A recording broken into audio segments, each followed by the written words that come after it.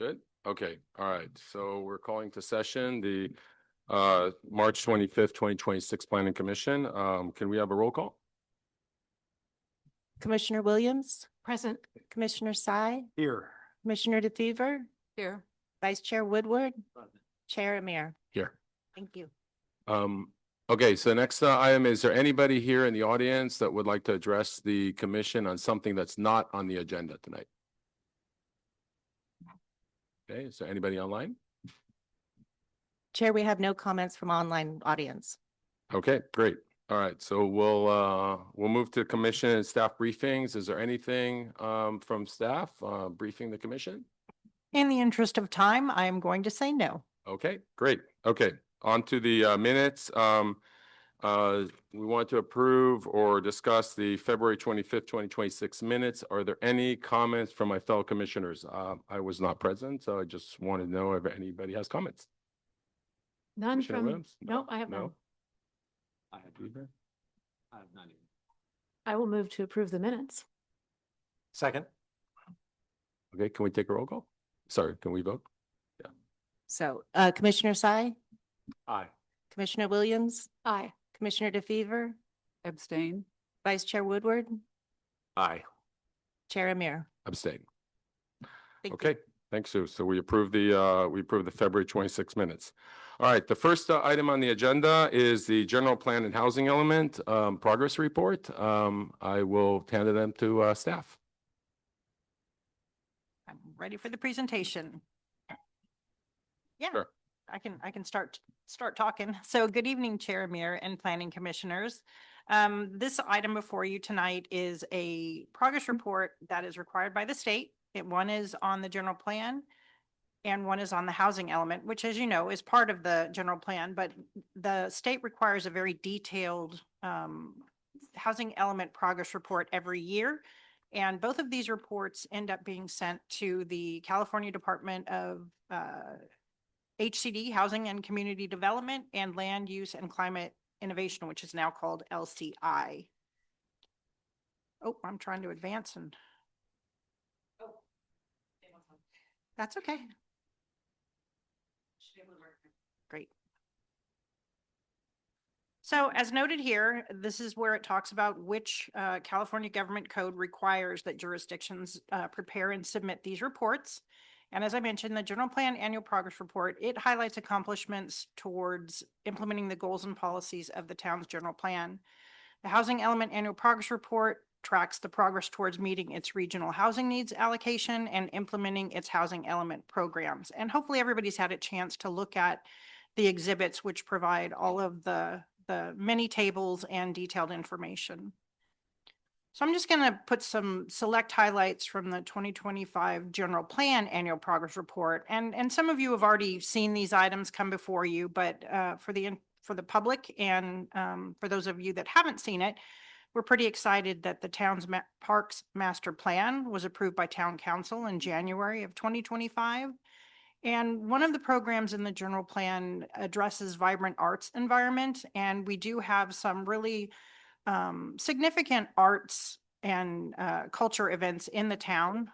We just highlighted here what happened specifically in 2025 related to this. And we have to look forward to a public art exhibit called Word on the Street that should be installed sometime soon.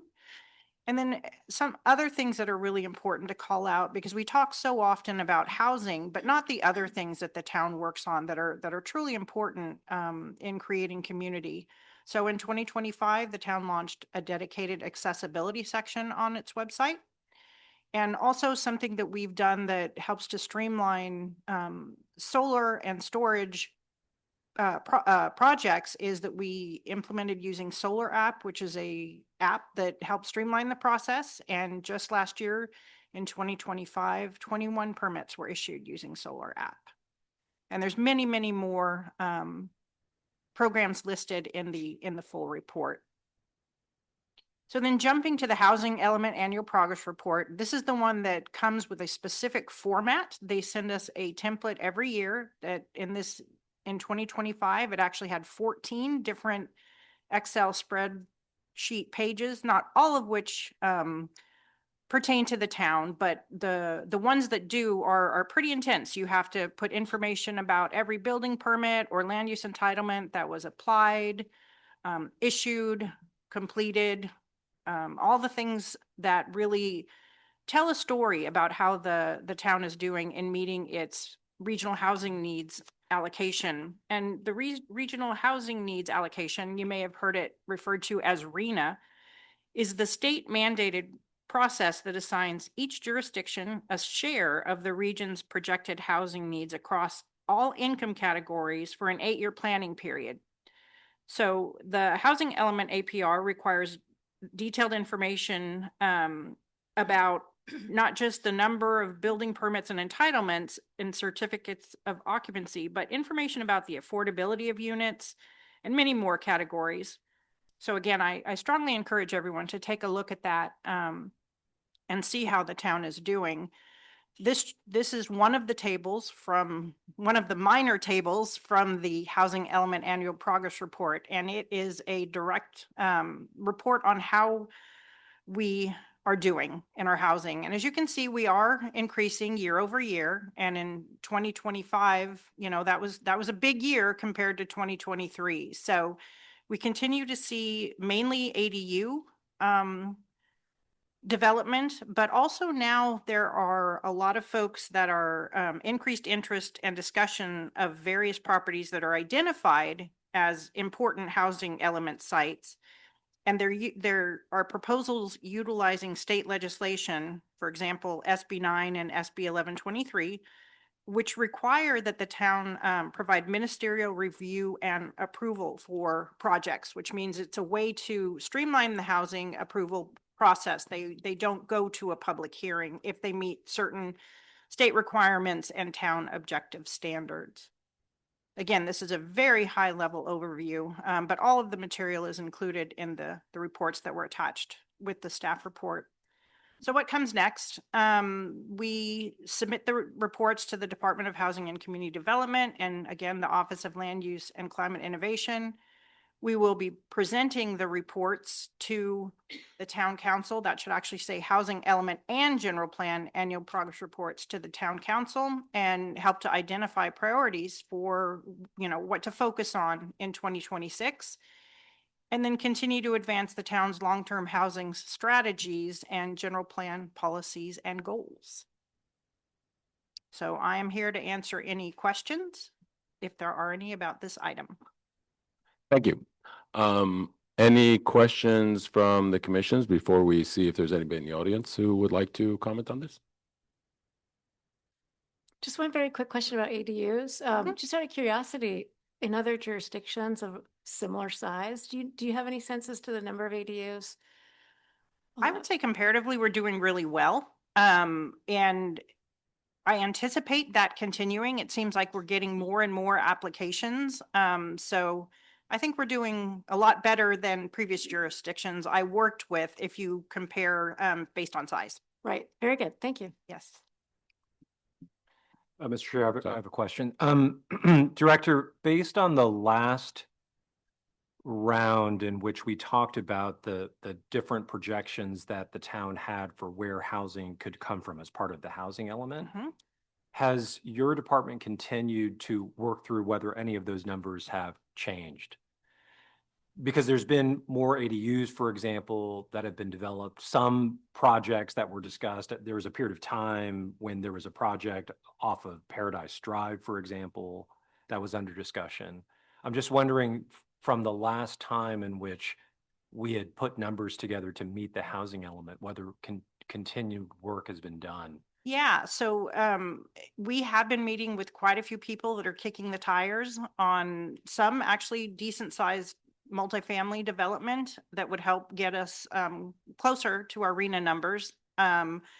We have had single family housing discussions with people, and as mentioned, I don't know if I'm answering your question. It is answering the question. Okay. And maybe even more particularly, I'm curious whether or not y'all have been engaging with the Reed Union School District with respect to Yes. the possibility of development there that might be anything from workforce development to other things. Yes, that is something that we are ramping up once we get through a couple of important priorities now. But it is in early discussions, and that should be something that we'll have more to report on, probably by the end of summer. Great, thank you. You're very welcome. Any other comments? Okay, I'll open up to anybody in the audience who would like to address the commission on this item.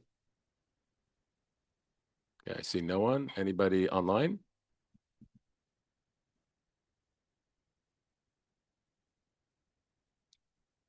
Chair Amir, there are no comments from the Zoom audience. Okay, great. Okay, so we'll close the public comments and we're bringing it back to the commission for just discussion. Anybody have any issues in essentially in what we need to do here right now in approving this and passing it along to town council?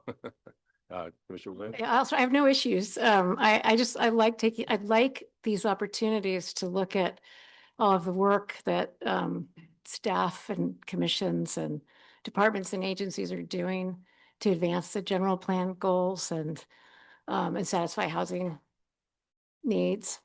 So it's always a great opportunity to just kind of thank everyone and commend staff for doing that. I know it's planning staff and Parks and Open Space Commission, Department of Public Works, it's so many, arts and heritage. So it's just really, really comprehensive, quite incredible when you dive into these the reports that you put together. Also heartened to see the ADU numbers growing, because I know that people were hoping that would be taken advantage of. And so to see the numbers of applications, permits and just development projects is really satisfying.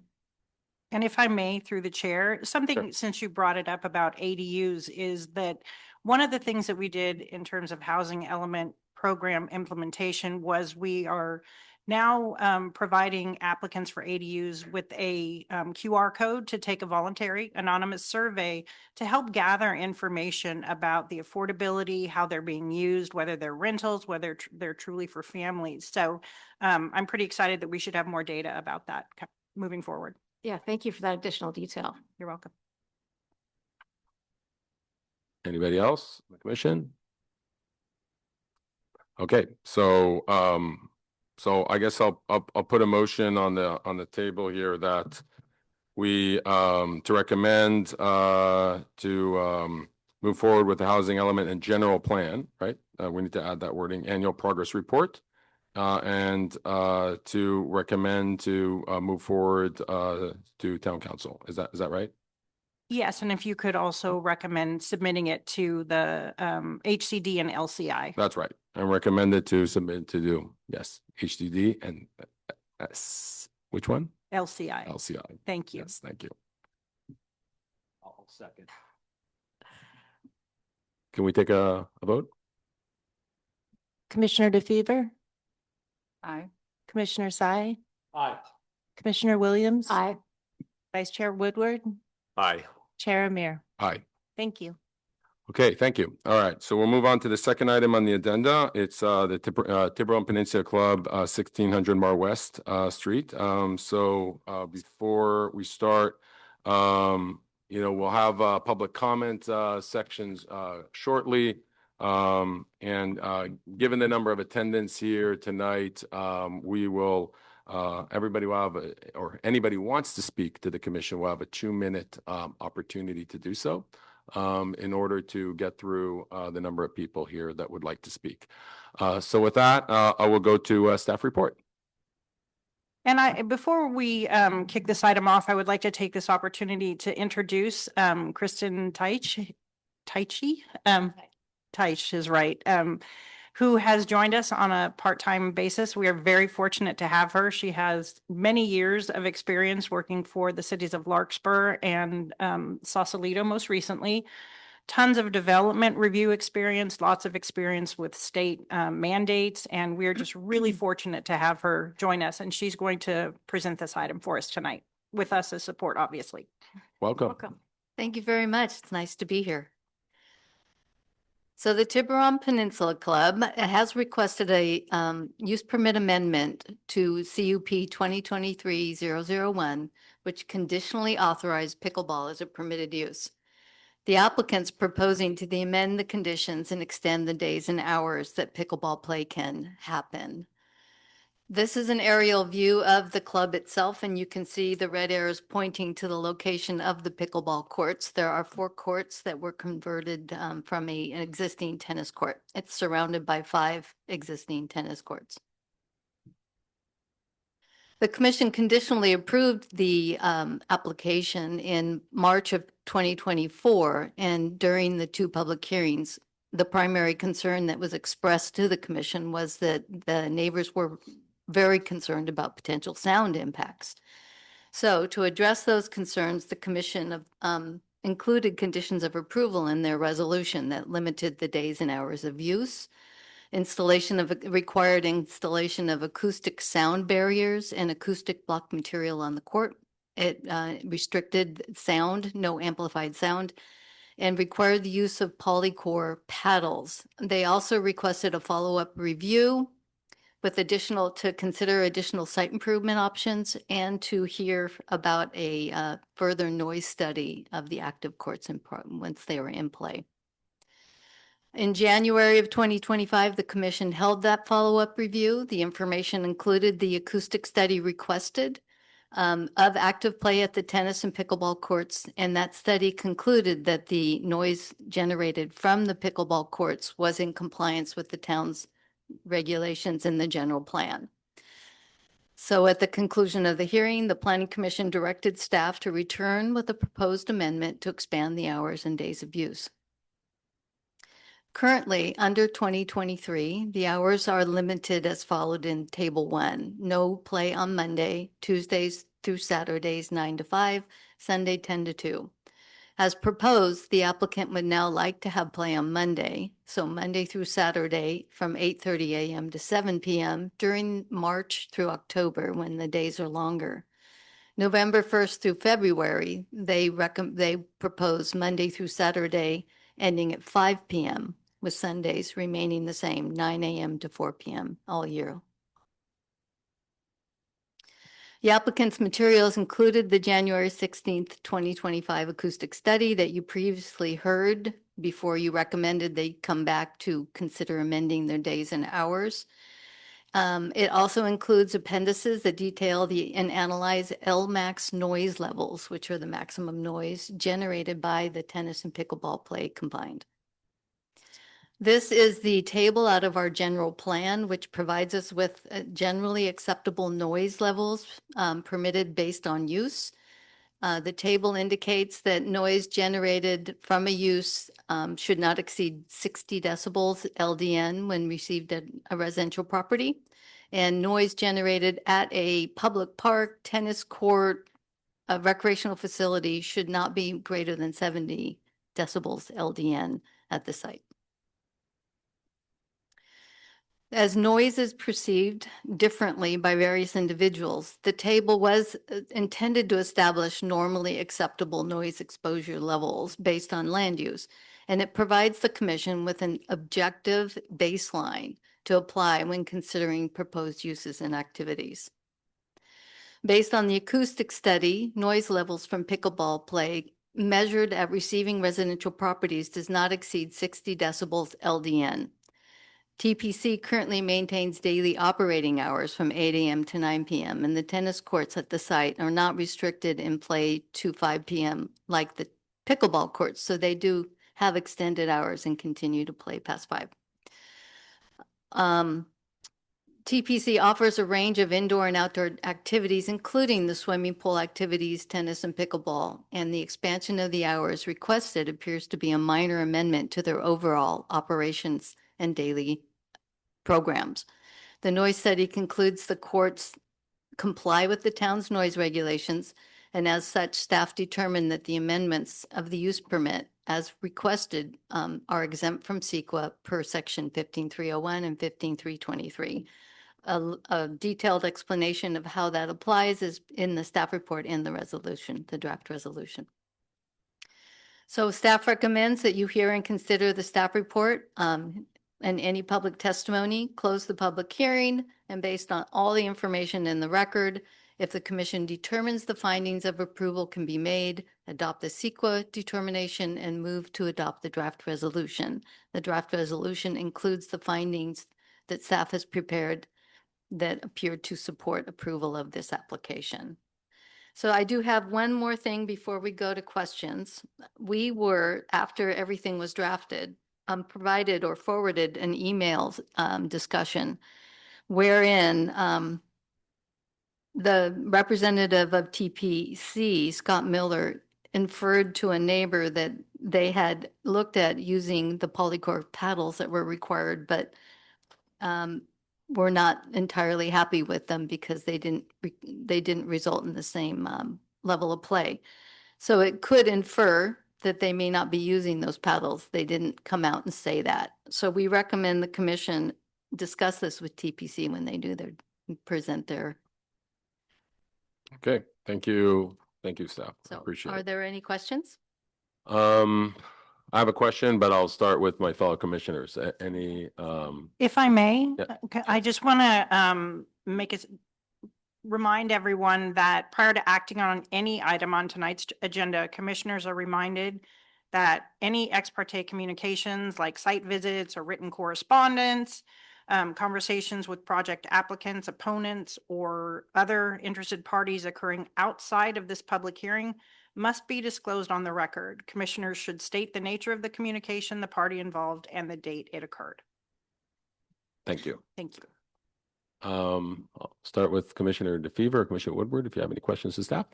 Yeah, so in line with the ex parte communications, the email, which is being referred to as an email that was sent to myself. And thank you, Kristen, for raising it. I think, did we provide copies of it in case anyone wants it? It's on that table outside, and I also printed some in case my commissioners don't have any. So in full disclosure, to make sure Yeah. any ex parte communications are being paid due attention to. I will not read the entire thing now, but a neighbor had forwarded me the email from the TPC, which was from Scott Miller to a lot of the neighbors of neighboring properties. And it was emailed to me because a statement was made. It said that there was a complaint filed with the Fair Political Practices Commission with the help and advice of myself, which was not accurate. That did not happen. And so the neighbor sent it to me to bring it to my attention, saying that it was suggested that I was involved in connection with an FPPC filing. And he wanted to clarify that was undertaken independently and without any coordination or guidance from myself, which is accurate. You will see that if you want to pick up a copy of it. And I want to just touch on that really quickly without diving into the issue. The Fair Political Practices Commission is there for any constituents with any questions about the propriety of any of the government actions that are taken, whether it's municipal or at whatever level. And it's there to give a balance, but also to restore our faith in political processes. So the letter from the TPC seems to say that, using the FPPC for an opinion is, somehow manipulative or negative. No, they're here to help and aid us planning commissioners as well in understanding what our duties are and making sure that we're transparent with the community. So I don't want there to be a negative connotation associated with this topic. This is a really valuable governmental association, and there should be no shame in seeking advice from that association. So just to touch on that, and then the email does say that quieter paddles and balls don't perform as the same as standard equipment, and does infer, as Kristen said, that they're not being used. So we would definitely have questions about that because that's part of our CUP, that they are being used. And then there's a reference for the benefit of my planning commissioners here. The other thing that was new to me as a planning commissioner that I had not heard, because we are all supposed to work with the same information, is that there's an intention to build a structure. I don't know which paragraph that's in. Oh, the same paragraph. We invested tens of thousands of dollars in sound mitigation efforts that have reduced the noise until we can construct a permanent indoor facility, which remains our plan and goal. That is something the Planning Commission has not heard previously. So I wanted to also highlight that for my fellow commissioners, since it might be hard to read this while we're all sitting here and talking at the same time. Those are the two things that jumped out at me that we were not previously aware of. So that is, sorry for being a bit long in the ex parte clarification, but this was a bit late, and so not everybody gets to look at it in real time. So thank you. Thank you. Commissioner Woodward, questions? No, I'd just like to follow the ex parte disclosure. And I'm glad that we have this chance to have this, since although this is a valuable tool, I was at least one of the commissioners that the complaint was filed against. So I think it's important to get on record and explain the accusations which they were laid out included that the first time that we had a meeting on this, I recused myself being a member of the TPC. And then the second time that we had a meeting on this, I sat up here on the commission. So let me just explain. I'm the only one up here, well, at least one of the very few that's not a lawyer. And so I try to take the most conservative approach possible and rely on the council of the town. So they actually said I could sit the first time, but I just decided out of an abundance of caution, I would recuse myself as I was an active member. The second time, which the person who filed the complaint obviously didn't know, is that I had suspended my account at TPC and I was no longer an active member and I was no longer playing pickleball. So I felt very comfortable being up here and opining. Now, thankfully, because of this complaint that was filed, we actually had lawyers involved, and they did go through the process. And so thankfully, there was actually a response. And so I just think it's important, since you don't all have this access to it, I'll read it to the individual. This letter is in response to the sworn complaint you submitted to the Enforcement Division of the Fair Political Practices Commission regarding the above named individuals. After review of the complaint and the evidence provided, the Enforcement Division will not pursue an enforcement action in this matter. In general, there was insufficient information provided to establish a potential conflict of interest under the Political Reform Act, specifically a violation of the government code. More specifically, given the nature of their club interests, there's insufficient information showing that it is reasonably foreseeable that Woodward's participation in the March 27th meeting, which I didn't, but the January 22nd meeting, which I did, Town of Tiburon Planning Commission meetings would result in a financial effect on either individuals. So again, glad that we have these processes. I think we can all do with a lot more transparency from our political operatives these days. But so again, appreciate the complaint, appreciate the response, and I do feel confident being up here. I am back being an active member of the TPC, although I haven't gone, but I'm paying full dues. But I'm there. And then just in terms of correspondences, because of this, I did reach out to the TPC asking for information on the bylaws, on the ownership stake, or however it worked. That was all part of what was presented in part of the defense of this complaint. I did also meet with the general manager. I wrote an email to him asking, hey, how's the soundproofing going? Would love to get an update on that. So we did meet now exactly 365 days ago. And I got feedback from him at that point in time in a one-on-one meeting. And other than that, I have no recollections of any specific information for ex parte disclosures. Thank you. Thank you. Commissioner Williams or Commissioner Tsai?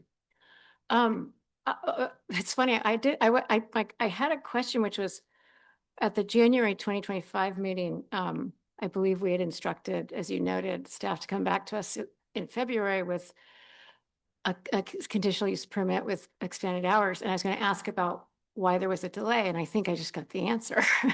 So I think that's probably it. Although I am wondering if the delay was also because we were wanting to give an opportunity to folks to talk through, to see if they could come up with a compromise. So any other insight into the is there any other reason for the delay between last January and today?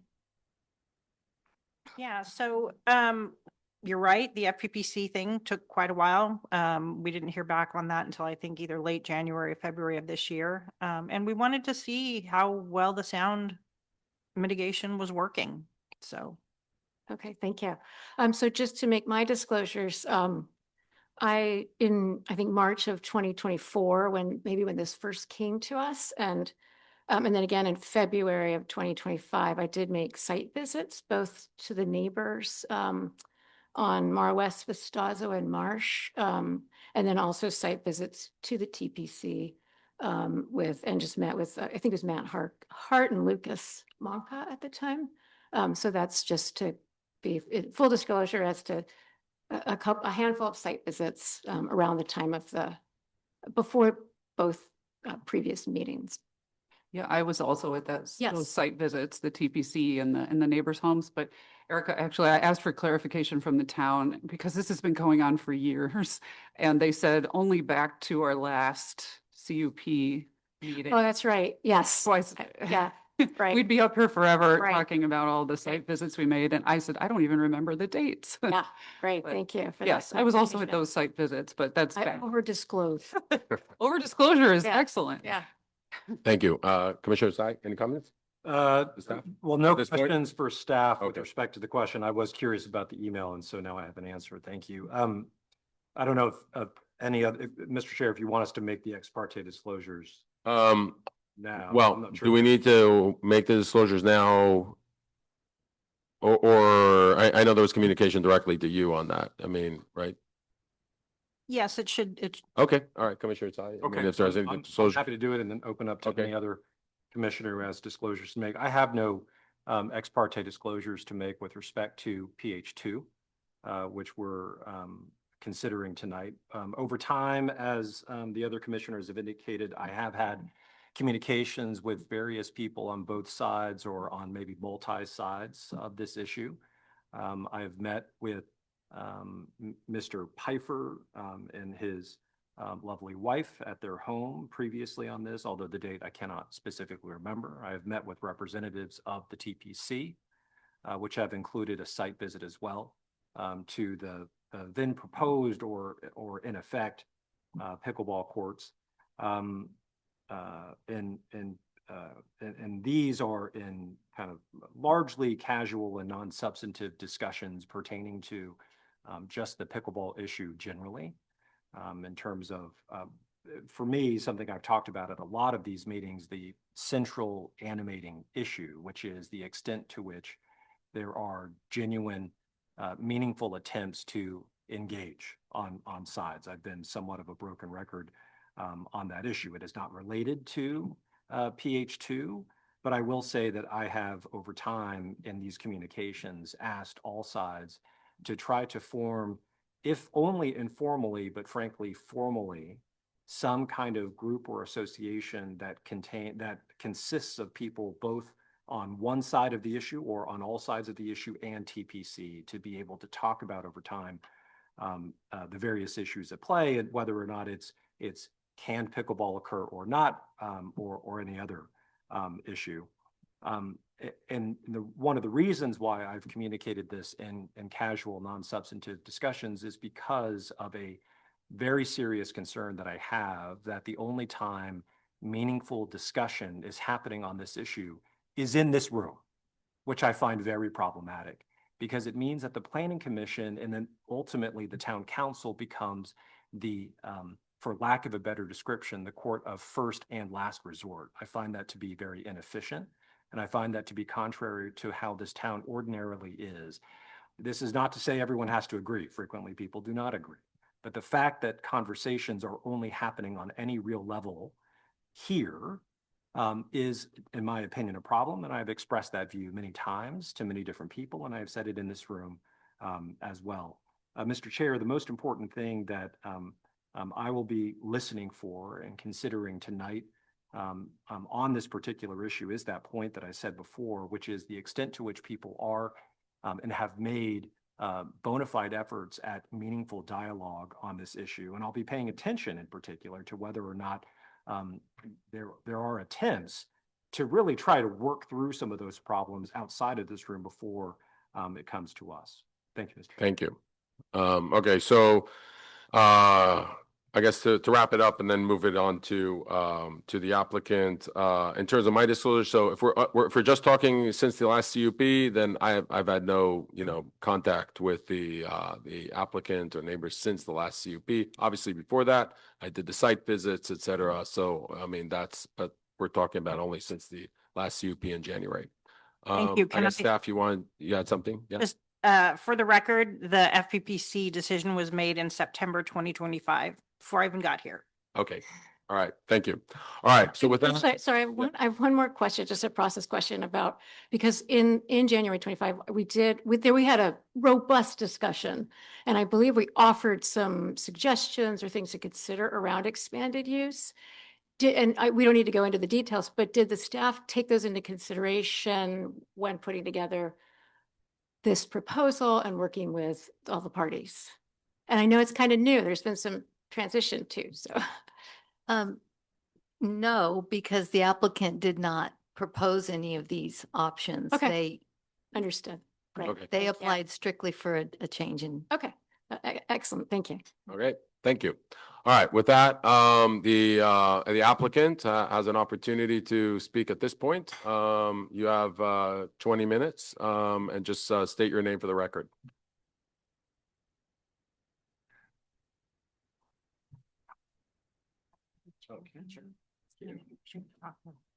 Got it.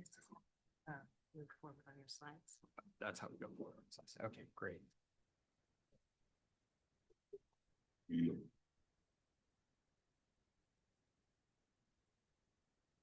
Okay. All right. Good evening, Chair Mir and members of the Planning Commission. My name is Matt Hart. I'll be representing the TPC today, along with fellow board member at TPC, Scott Miller, Director of our court sports, Colin Braun, and then Joe Laverde, who is been leading the acoustical studies to answer any technical questions.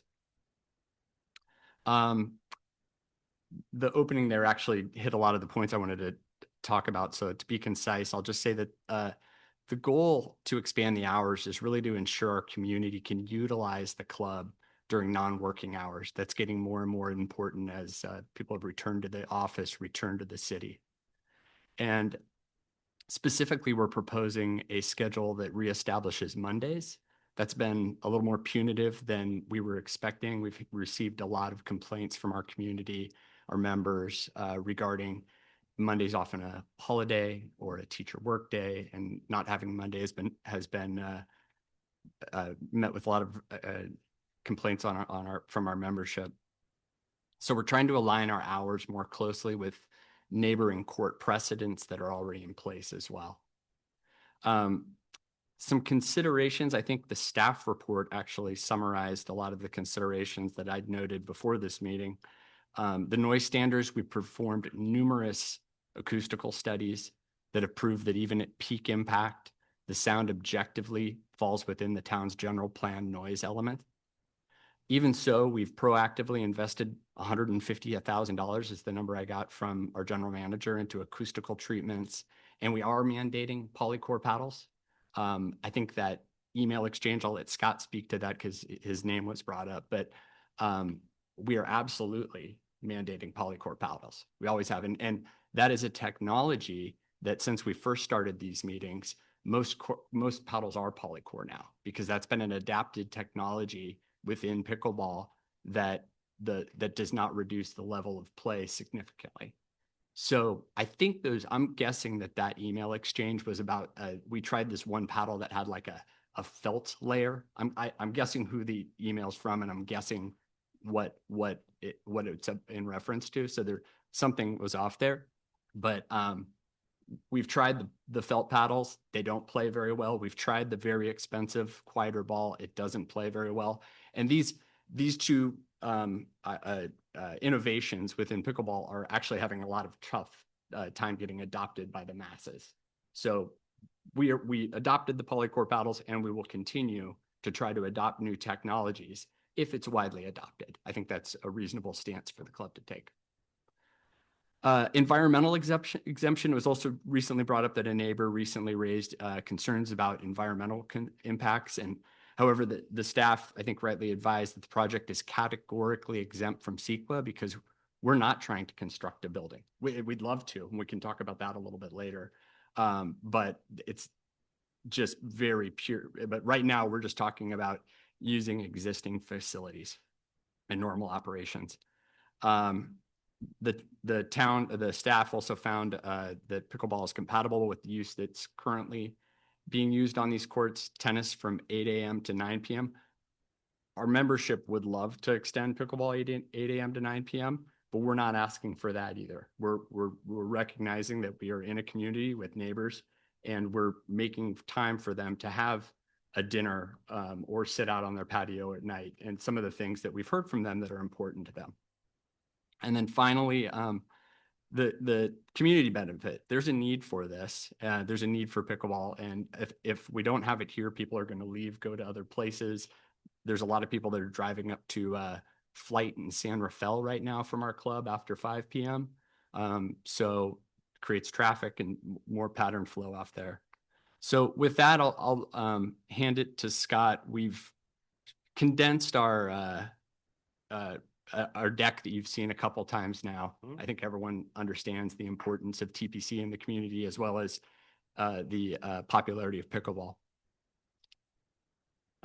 Thanks, Matt. So I'd like to maybe speak to the neighbor engagement, and that's something that I've been directly involved with throughout our process. And as we have throughout this entire process, we continue to be proactive and engage with our neighbors. And what we found is that many of them, including those who are in close proximity to the courts, are actually very much in favor of pickleball and the expanded hours. And you're going to hear from some of those this evening.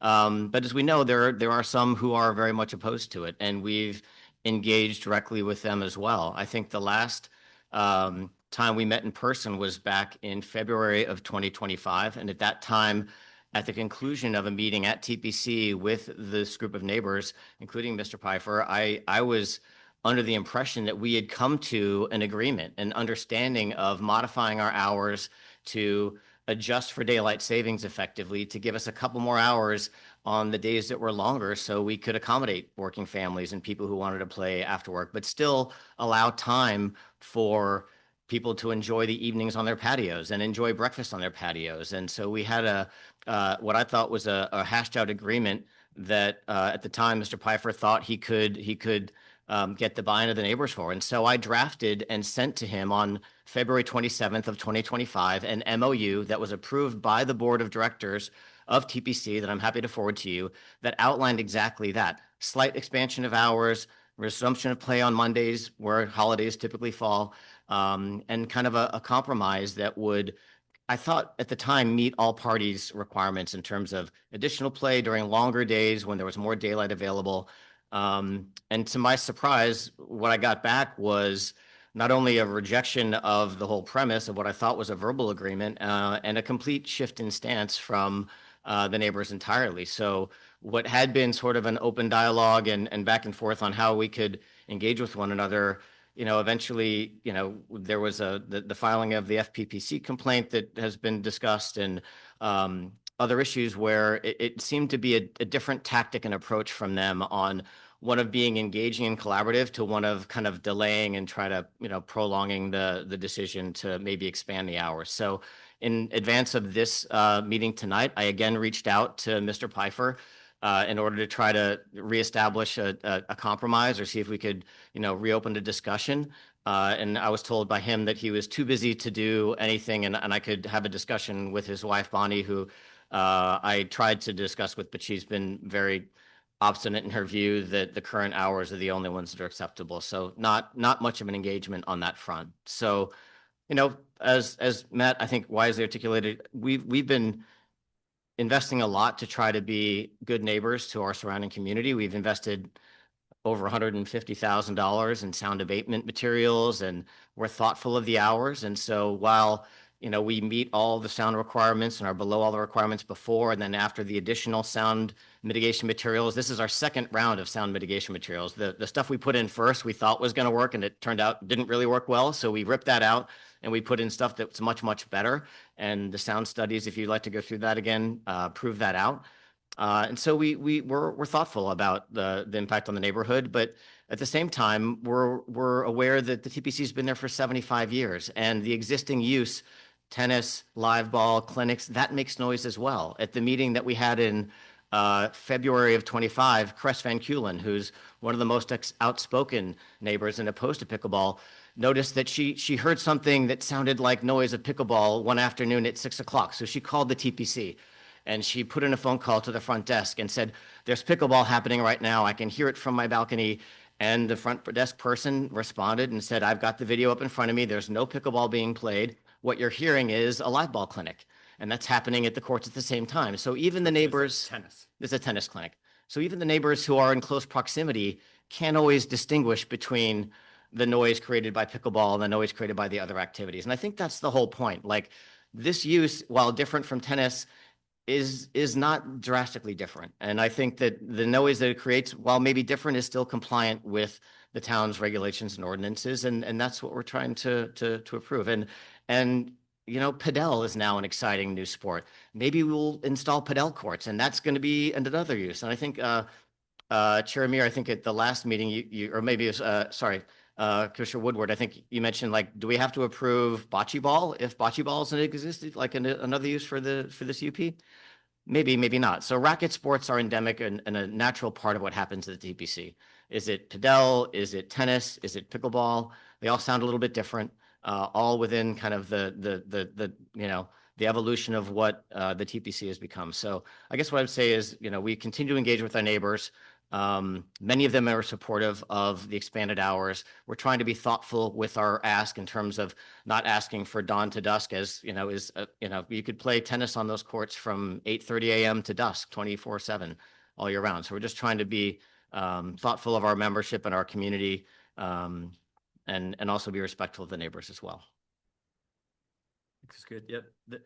Correct me on the timeline, because I'm remembering you were handling the MOU. Yeah. The MOU was sent February Things 27th got of quiet. 2025. and And then almost immediately after that, there was a And then filing of the FPPC complaint, and things got very quiet with that particular set of neighbors. The other neighbors have been very much in support of expanded hours, and I think we'll hear from them tonight as well.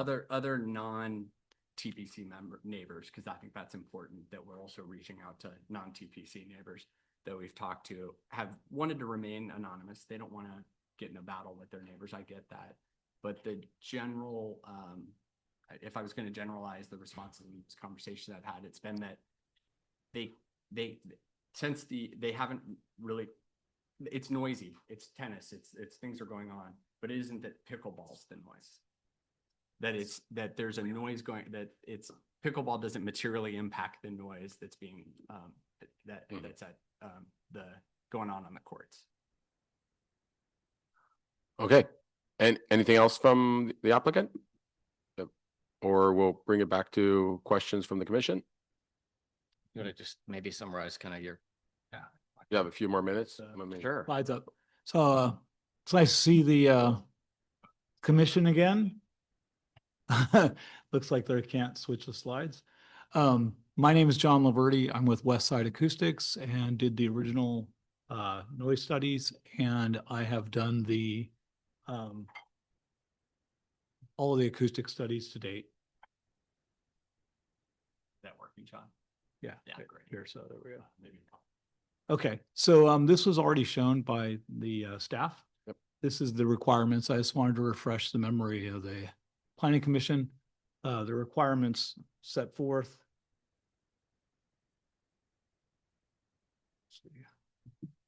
Yeah. Or does it on that screen doesn't work. This one will work. 60 dB for residential use LDN, and playgrounds are 70. So those are the requirements. Tennis courts. Yeah. Same requirements for both tennis and pickleball. There are 4 pickleball courts. This is a good photo of them, and it also shows the material that was added. This is the second material that was added. The first material that was installed really caused reflections into the community. That was the problem with the material that was originally installed. So this got installed, which is takes away the reflections that come off the courts into the community and significantly lowers the sound level into the communities, both on I want to say we did 6 different locations. And so this talks about the sound absorbing material. If you look to here, a sound will come in to a wall, bounce off this and go into the homes, okay? Or go over into these homes down here. When this second material was added, the reflection coming back off here is attenuated, so it's not going back. So you lose the reflected energy into the homes, and hence you'll have lower levels into the houses. So this is just a reminder of kind of the measurements that were done. This shows a variety of metrics and compliance. So this was the original condition in September of 23, and then again in September of 24. All of these generally comply, but the most important piece, I think, to me, is the improvements, which we have our cameras over. the cameras like in the way, but you see here, these are the reductions into the community. The top line is the court, so just to be aware, L1 is in the court, is the court. You can see here, the court actually went up 1 dB over the year, and then, but you see the negative numbers here, depending on how you look at it, whether you look at LDN or LEQ. LEQ is like a 1 hour metric. So it's like what's happening over 1 hour period of time. LDN is a 24-hour metric.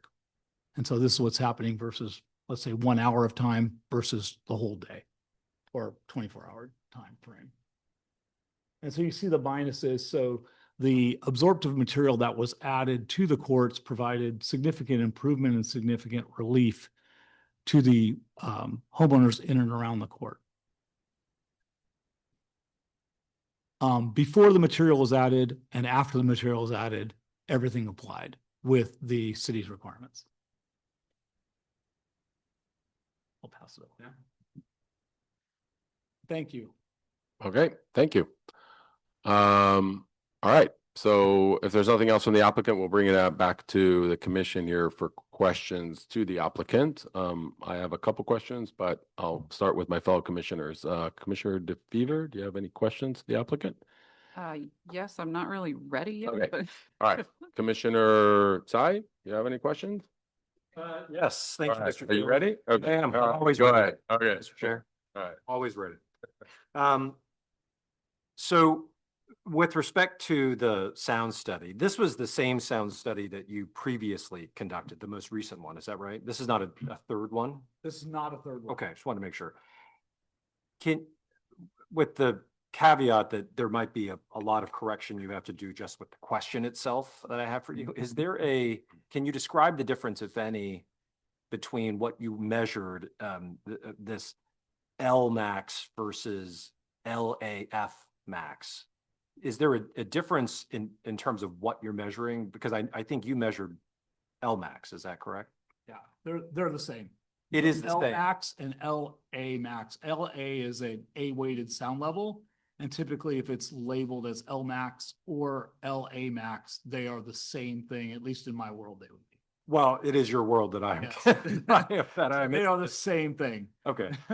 So without forcing you to kind of describe it in too much excruciating detail, what I'm interested in is whether there is any kind of measurement that you did not do that is maybe more tailored to the sound of a pickleball hit, right? As opposed to tennis ball, a kid on a playground, anything like that.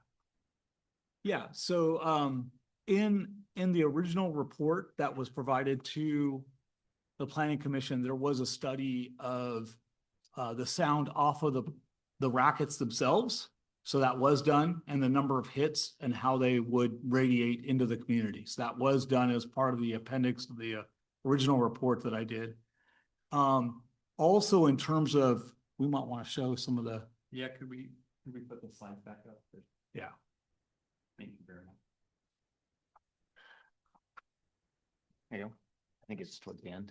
Okay, Slides. so, Keep going. Going down. Oh, it's working? Okay, great. okay. I just want to see what's, there we go. Okay. So prediction wise, I did all of the NAL locations. Those are noise assessment locations. Those are done. And then we did long-term measurements at everything that's in green. So the goal here was really to spread things as far as we could and really understand the impacts, both, I'll say, close to the pickleball, but also overlooking the pickleball. We have both conditions. And let me go back to this to answer your question. What's that? Pictures later and these links. Oh, 3 charts later. Okay, Yeah. that's all I want to see. There we go. Okay. All right. So what I did was I took one of the I actually have this at many locations. This particular location is 9 to 9:30 in the morning. I also have afternoon and late in the afternoon. And what you see here is what we do is we broke down this half hour into all of the LMAX stuff that's happening. Requirement is here. That's that red line. This line are the LMAXs. And what we did was I actually had somebody listen to the entire set of events. So they broke it down into, we have pickleball, cars or trucks, and airplanes. So you can see the pickleball noise is right here. So there's definitely things happening. If an aircraft comes over, it's always larger. So typically when you have an event like an aircraft or a car, this is a car. They're much louder than anything coming off the pickleball court. And the line in the middle there is 70, right? Yes, Yeah. 70 right there. It's the top line. That's the top line. This is, I believe, 6. I have to grow this. I believe this is 60 right there. Mhm. And so what we did here is we took half hours at various points in the daytime.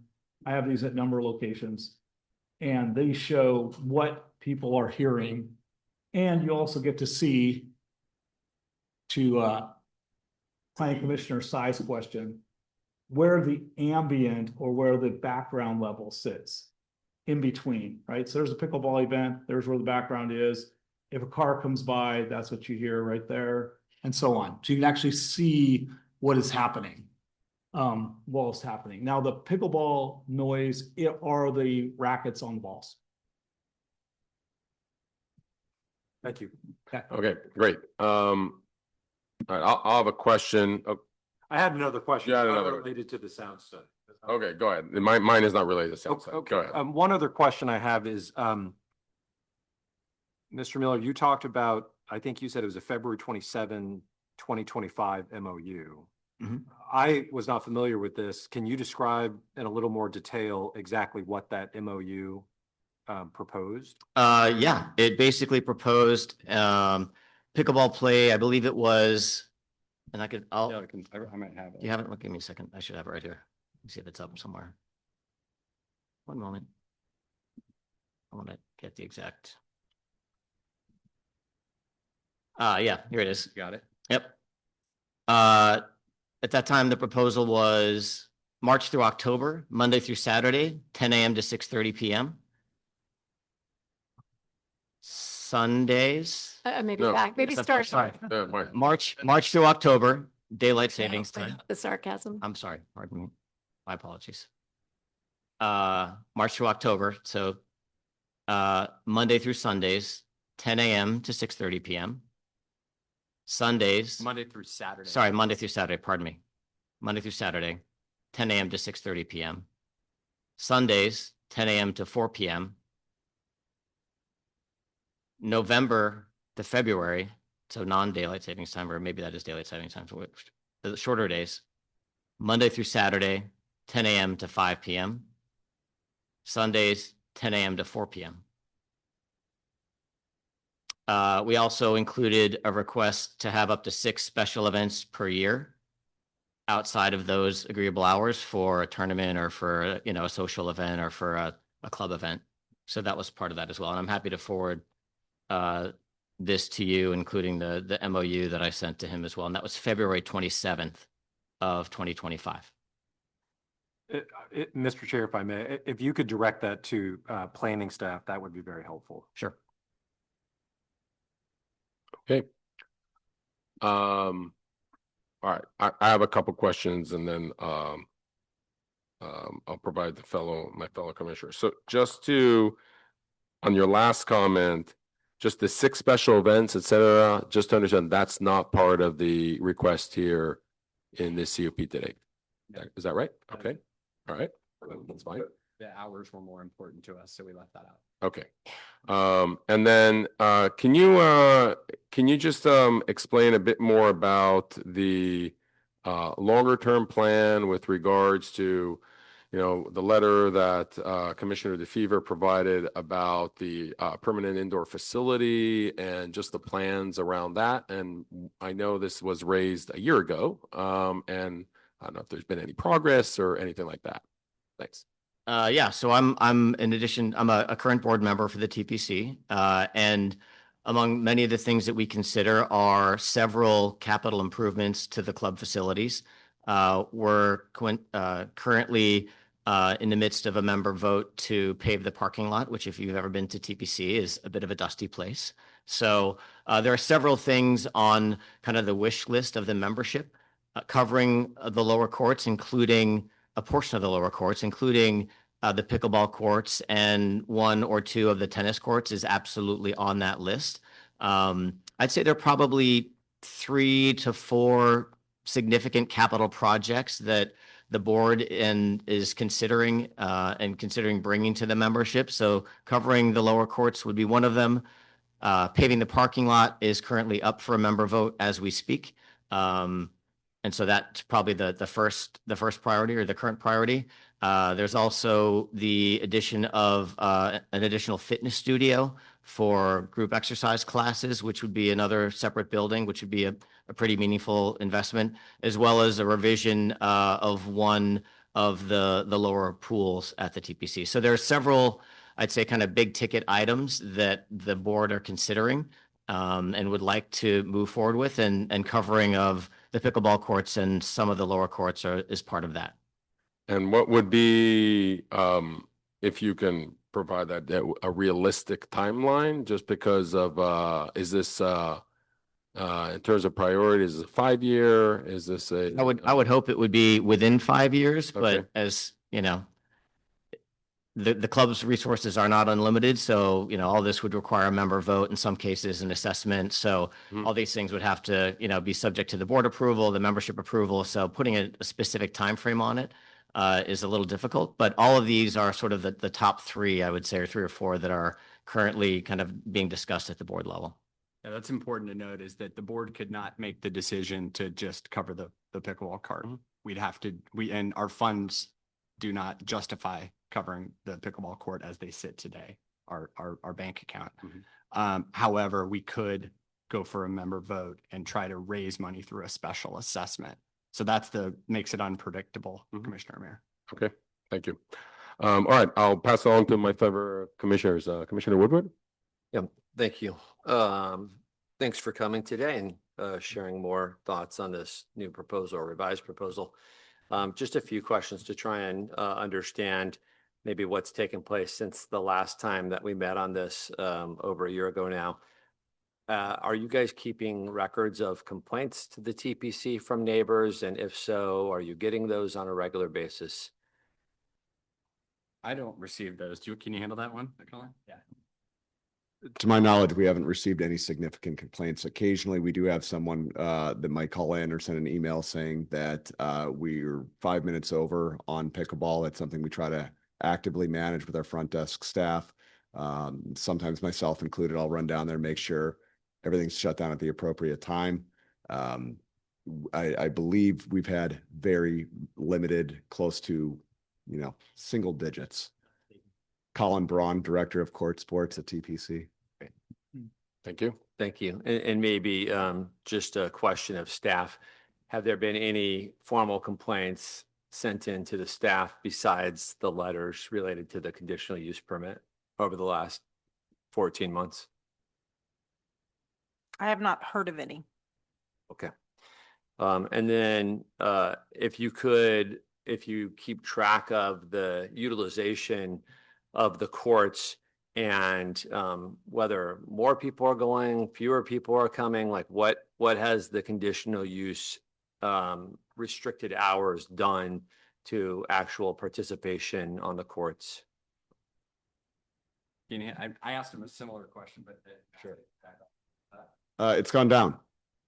We have fewer members participating in pickleball because such a significant part of our membership works during the hours where we're permitted to play pickleball, and when they're not working, the courts are no longer available. They're locked. It's been a significant decline. Thank you. And then it was brought up in your presentation, maybe just sort of offhanded, but maybe padel or paddle, depending upon what side of the pond you're on talking about it, might be something that would also come. In my experience, having just been by it, it seems to be a quieter racket sport. Is that accurate, or just depends on who's playing? It's accurate. You're correct. And so is there some compromise there, or is it just such a wildly different thing? You couldn't be like all pickleballers could just play padel. It would be like saying, hey, if you don't like hockey, try golf. Okay. Very different. It's not the same thing. I'm a certified tennis, pickleball, and padel professional. I love all of the sports. I play all of the sports. Padel is definitely quieter than pickleball. But padel also comes with a price tag as well. Building a padel court from scratch, ground up, is probably going to be in the neighborhood of $150,000 to $200,000. You can fit 4 pickleball courts on a tennis court. You can fit 3 padel courts on a tennis court with a little grace. There's a little extra room here and there. No, you cannot. It's a glass cage, for lack of a better term. It's the cage itself costs upwards $50,000, $60,000, $70,000. But it's louder than tennis a little bit. It's probably closer to tennis than pickleball in terms of noise levels. Okay, thank you for that. And then the last one for me, at least for now, obviously this MOU came out. You guys had offered up trying to write down, memorialize this discussion. It was rejected. Have there been any conversations in the last 13 months outside of that? Because obviously, although Mr. Pfeiffer represents a number of the neighbors, he is not the neighbors. So have you talked to any other neighbors, or had you just tried to get a coalition otherwise? Well, as I think I alluded to earlier, that we've reached out to many other neighbors, and many of them who are in close proximity to the courts, and you'll hear from them this evening, and many are supportive. And then I reached out again a few weeks ago to Mr. Pfeiffer, who is sort of the self-designated sort of, coordinator for the larger neighbor group, and then received the ones that are most vocally opposed, and then received the response of that he was too busy, and that I could referred me to his wife, and she wasn't interested in having any more substantive discussion. Yeah, I guess I was most interested in the however many houses that are represented on that, in just trying to talk to them, whether they know or didn't know of the conversations that you had already had. So I don't know if you have any direct correspondence with that group. No, not. Sorry. Go ahead, please. No, go ahead. I was just going to say that, we have talked to a few neighbors, both TPC members and non-members, but I don't think there's been anyone that would want to stand up against this neighborhood coalition that Mr. Pfeiffer's putting together. And so that I don't think there was anyone that said they want to raise their hand. Believe me, I don't want to be here either tonight, but I would much prefer have been able to make a deal with them. But in my view of deal making, getting another neighbor to agree to something would still have to go through Pfeiffer. So that was kind of where we stood on that it was just wouldn't be good use of time to try to have like a side deal with some other group. Thank you. All right, thank you. Commissioner DeFever, you have. Yeah, so I have a few questions. In the email that I had received that I then shared, regarding the quieter paddles and balls, and I guess this question is directed at Mr. Miller, since this email is from you. It says, while we have experimented with some of the quieter pedals and balls, they simply don't perform the same as the standard equipment. Could you clarify that statement? Because I'm hearing from you now that you are using Polycore, which I suppose is quieter, but this infers that you don't like it. It implies, yeah, not infers. Thank you. Got a bird in my ear correcting the word. Thank you, Commissioner Woodward. That you do not like the quieter paddles and balls because they don't perform the same way, and it really implies that they're not being used. So I think it's important to clarify the Polycore paddle, the paddles that we've been using for virtually the entire time we've been playing pickleball at TPC are Polycore paddles. There have been other paddles, and we use the standard wiffle ball looking ball that we use. There have been other technologies that have come out with, and maybe Colin can chime in on this as well, since he's the expert, that have like felt coverings or like a foam ball. And it's kind of like the equivalent of like using a Nerf driver or, a Nerf tennis racket. They just simply don't perform the same way. If you look at all the players playing at the highest levels on the PPA tour or in the pickleball tournaments, which every club level player aspires to be kind of, at the top of their game, like none of them are using those ultra quiet balls or equipment. So, TPC is taking the view that we continue to evaluate all of those options, and at the time that there's a quieter, technology solution that performs at the same level, we'd love to adopt it, and everyone would be happy. But we don't want to be in a position where we're mandating that, okay, if you play here, you have to use the Nerf paddle or the Nerf ball, because it's just not what the game's about, and the playability is very different. And Colin, maybe do you want to address that or Tom? I think you addressed it quite accurately in my expertise. I don't know of any widespread use of those types of paddles. The paddles that we are using are the industry standard. That's correct. Yes. So, Mr. Miller, when you say standard equipment, how do you define that? Sorry, standard equipment is the current equipment, the Polycore paddles that we're already using. Okay, that Can helps. I touch on that? Sure. Too, because, and I hit this in my opening as well, that taking us back to when we were here 2 or 3 years ago, Polycore was not the widely accepted option. There was So- a louder version. So there was a louder version, and that was through meetings with you, through our own decision making on the club. We instituted the Polycore paddles then 3 years ago. Since that time, Polycore paddles are kind of the norm because it is a good technology. It's better for the neighbors, and it's not just in Tiburon. Most people are playing with Polycore paddles now. We've tried the felt Nerf paddles, like Scott was saying. I don't want to revisit that. We've tried that, and just like every other club around the country, nobody's doing it, and their sales are dropping. So if there may be other technologies, we'll continue to look at those when they come out, but there's no other technology right now in pickleball that has been as widely adopted as the Polycore paddles. So it's very clear that we are working within the guidelines that you all set for us. Okay, thank So you. that in that email suggests otherwise. I So we're appreciate gonna make The make sure that's clarification, that's crystal. why I'm asking, so that you can Yeah, clarify. Thank you. So let me ask you specifically about the balls then. What are you using and what's standard and what's quieter and what about the balls? So the balls are the kind of standard, like green, like plastic wiffle ball looking ball. I prefer the Franklins. They're the best one for me. The other ones that have come out are like, I don't know how to describe them, Colin. Do you? Like, they're kind of like they're like a foam plasticky kind of thing. Yeah, there's a variety of other options. There's one called the Librarian, which is essentially a foam ball that doesn't play very well. I do like the name. I think that's pretty clever for what that's worth.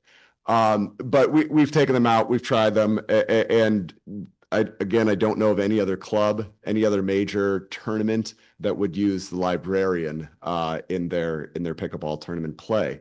There's a 3D printed ball that we tried out as well. Those run $30 per ball. And we took them out on the court and you can't see them because they're 3D printed gray, which gets blocked out by the background. So and they don't play well, they don't bounce well, and they wear away pretty quickly. There is a difference between indoor and outdoor pickleballs, even within the Franklins, Mr. Miller's favorite. There's also Onyx balls that are popular as well. Most all of the popular balls are going to have the same effect, the same decibel level when playing with regular polycore paddles. Any other questions, Commissioner Fever? Yes. Okay. So for the sound engineer, could you remind me how high the walls are that are up around the courts? Or maybe not for you, does anyone know? 10 feet. 10 sounds right. Yeah. They're 10 Let's feet. take a look. Yep, 10. 10 it is. Because we received in our packet a study by a company called Pickleball Sound Mitigation. And I readily admit that this is an analysis of a project in Massachusetts, where they really show that the height of the walls can make a huge difference. So I wanted to, and I apologize if you explained this to us before, but it's probably been a couple of years, why you landed at 10 feet. Because they've got here that the difference between a 10-foot barrier and a 20-foot barrier is wildly significant. And this is also a sloped property. So I'm wondering, did you explore if the barrier was higher, how much could that help or not? Oh, wow. You're getting into history now. I want to say we did explore various heights of the barrier and came to a compromise. You have, as you move higher in barrier, you have a few problems. Not so much acoustically, but in terms of structural integrity, wind load, things like that, in terms of getting them into place and actually functioning. Most cities will typically limit the height of barriers somewhere between 8 and 12 feet. On a study like this, we would have definitely looked up to 12 feet and we might have looked higher. Typically around 15 feet is where I would limit the height to see if there was any appreciable effect. And then you take a look at that and you'd look at the relative levels and say, how many more, what's the benefit and what is the, let's say, differences between them. And most of the time, when you talk about height and level, about every 18 inches is another dB. So you're probably going to pull maybe 3 or 4 dB more in terms of reduction. So if you look at the levels and the differences that were done when we changed the materials, you'll start to see the order of magnitudes on that level. So you're actually effectively having higher, it's a balance, right? It's balance between what the absorption does for you and what the height of the wall will do for you. I would add that raising the height of the fence creates other issues as well, not least of which is drying the courts. The courts need sunlight, particularly in the wintertime, to dry so that they're playable.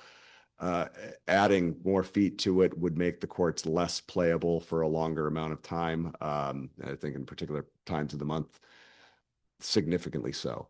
The weight of the sound barriers is another thing that they're already very heavy. When they get wet, they're even heavier. When there's heavier winds, we do have issues with the fence. Thankfully, they are structurally intact most of the time. They do require maintenance from time to time, and adding to it would make things more challenging. Structurally, force our fence just to accommodate the new insulation we have. This very heavy. Could you say that in the microphone sorry. for people on Zoom? Excuse me, sorry about that. We've already had to structurally reinforce part of our fence because that new material is so heavy. So there's not a simple solution to just stack on another 2 feet. No, I wasn't suggesting you would. I kind of thought there was, so maybe that's my, but I'm no. sure the sound engineer would not recommend just tacking 2 feet on the Yeah, top. excuse me.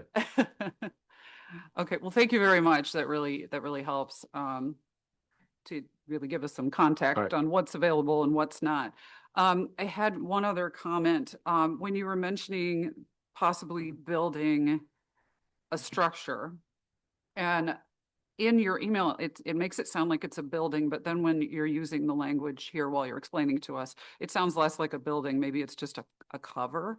Your email says permanent indoor facility. Can you shed some light on what you are considering? Because I also saw some materials about tennis bubbles, and I mean, that didn't come from you, that came from another submission, but can you clarify on what would be possible and what you're considering, et cetera? There's a lot of options. I've worked in places where you have tennis bubbles that go up seasonally. I've worked in permanent indoor facilities for both pickleball and for tennis. If we were to put, let's say, awnings over the tennis courts or over the pickleball courts, as I think they're doing over at Flight, it'll prevent it from getting sunlight or a ton of sunlight on the courts. It's not going to do much for sound. It's not going to solve the problem. We're going to need to build a true indoor structure if we are going to be 100% soundproof to the neighborhood. Bubbles aren't going to accomplish that either, and there's going to be light pollution coming through a bubble as well. You need a permanent structure. Going over the existing courts is an option. It'd probably be less expensive than building it in another location. There are trade-offs to that as well. Putting it on the courts, a permanent structure on the courts that we have now would also mean that we wouldn't be able to dry the courts with the natural sunlight in the wintertime on the courts that are not covered. So that's a major consideration for our programming as well. If we were to build a new standalone structure let's say next to the existing courts, it's a large price tag, and getting an accurate price tag for it now is challenging, especially with the need to have it approved at several levels within our club, not least of which is the membership. Right, and one of you had addressed that you might have to create a special assessment and the members vote to raise the funds, which in my, raises new concerns because if we have members of the Planning Commission who are members of the TPC, and then you're raising an assessment, you're imposing an assessment to raise funds for the building, then that possibly creates more conflicts that don't exist at the moment, or possibly do exist because we're deciding these kinds of issues in front of us now. This CUP is not unrelated to a CUP for a building, but I just wanted to raise that. That is the rest of my questions. Thank Great, you. thank you.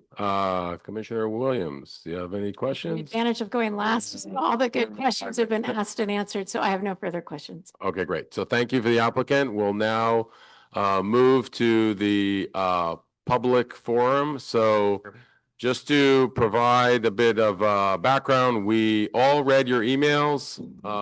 We've for better or for worse, the 5 of us were here last year as well. So we're very well versed on the topic.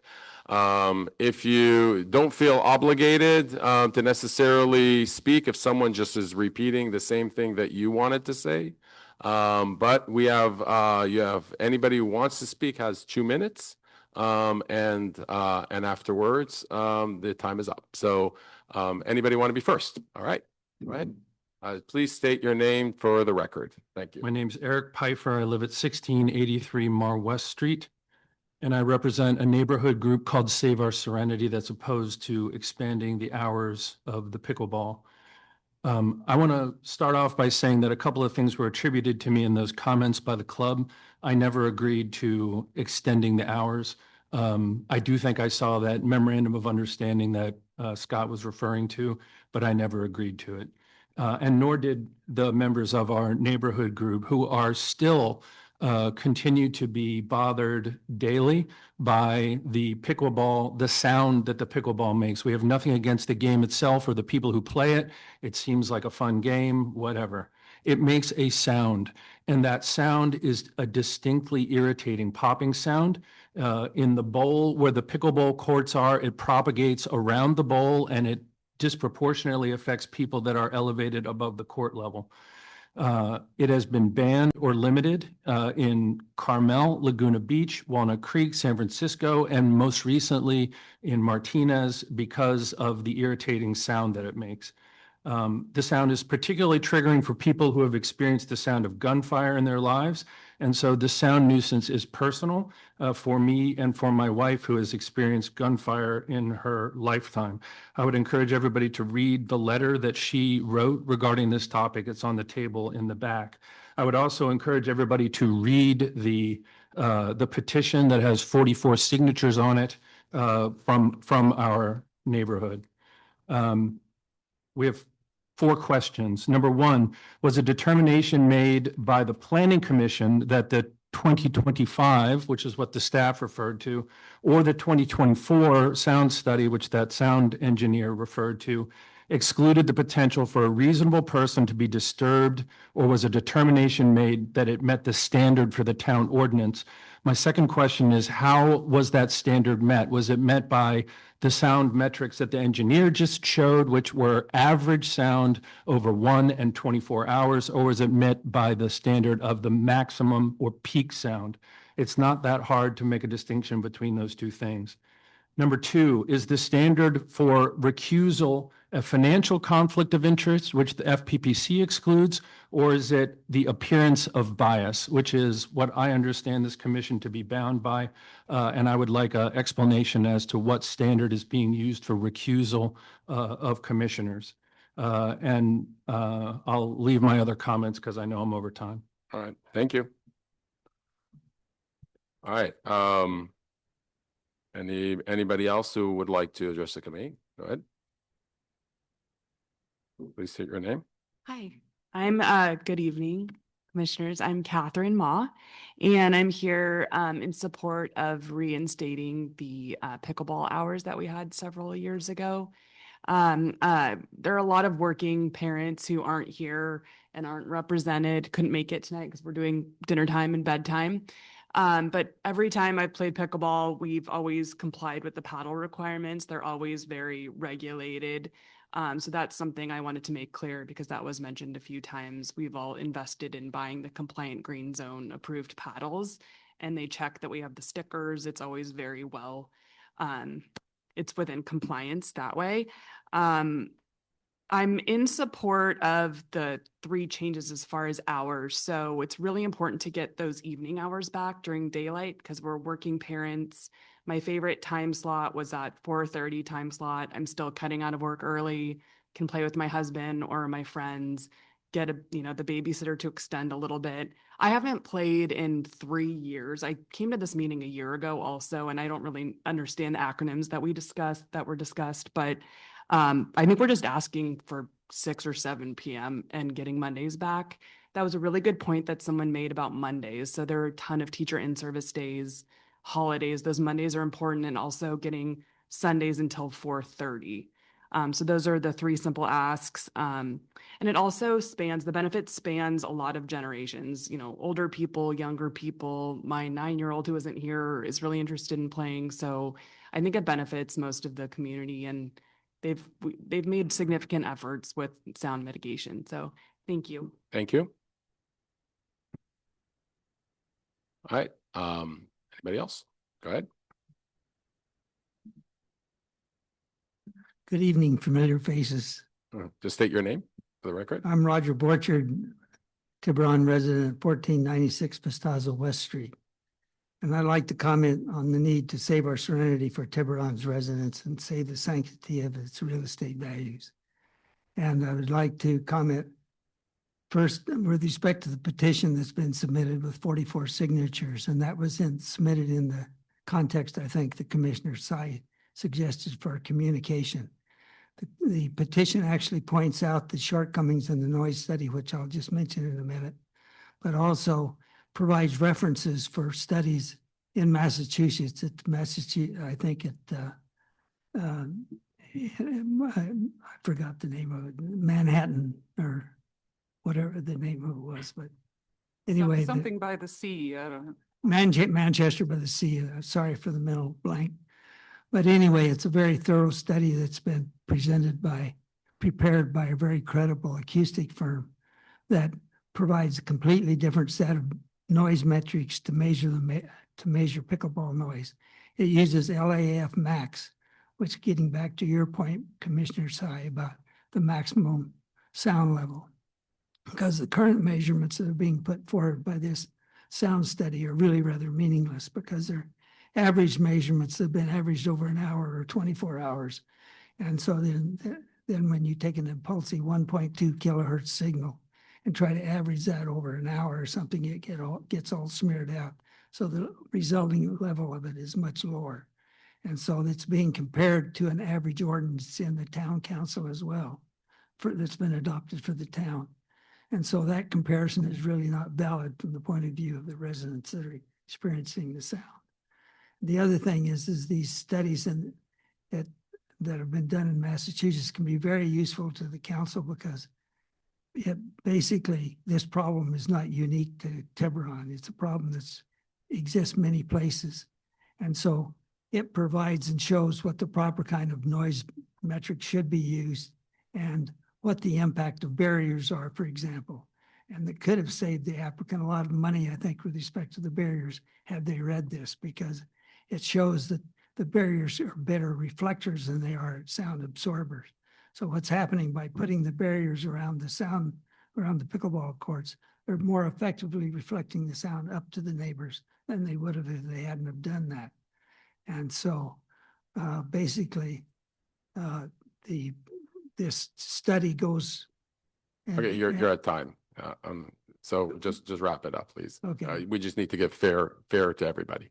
Okay, well, then I would like to wrap it up by asking or making a quick point. We've submitted a petition with a lot of signed petition with signees of residents, of other residents that are not members of the pickleball court. But yet the information for that has not been adequately presented to the commission this evening. And so I would like to ask why that is the case. I assume that it's basically because of the way the decorum is set up for handling an advisory board. But Thank you. it would really Thank you. be. I think we need to wrap it up. I apologize. We just need to keep it at 2 minutes for everybody. So thank you. We took note. We will ask the questions in the Q&A. I Okay. would like to have the fact that this information hasn't been brought forward to be put into the minutes. Thank you. Okay. Anybody else? Please try to keep it at 2 minutes. We need to be fair for everybody in terms of providing feedback. So please, that's why I'm taking time here. Thank you. Hi, I'm Becky Miller. I've lived in Tiburon for 23 years. And I work part-time, so the hours are not as impactful to me. But for my daughter, who's 22, who graduated last year, has a full-time job in the city, she works full hours, 8 to 5, and she does not get to experience pickleball. She loves pickleball. And so she asked that I could speak on her behalf to have you look at these hours for these kids that are working hard, and they're back in Tiburon. We live in a beautiful place, beautiful weather. The sun is out for longer hours, and we're asking for you to consider those hours an extension. Thank you. Thank you. Thank you. Okay. Anybody else? Go ahead.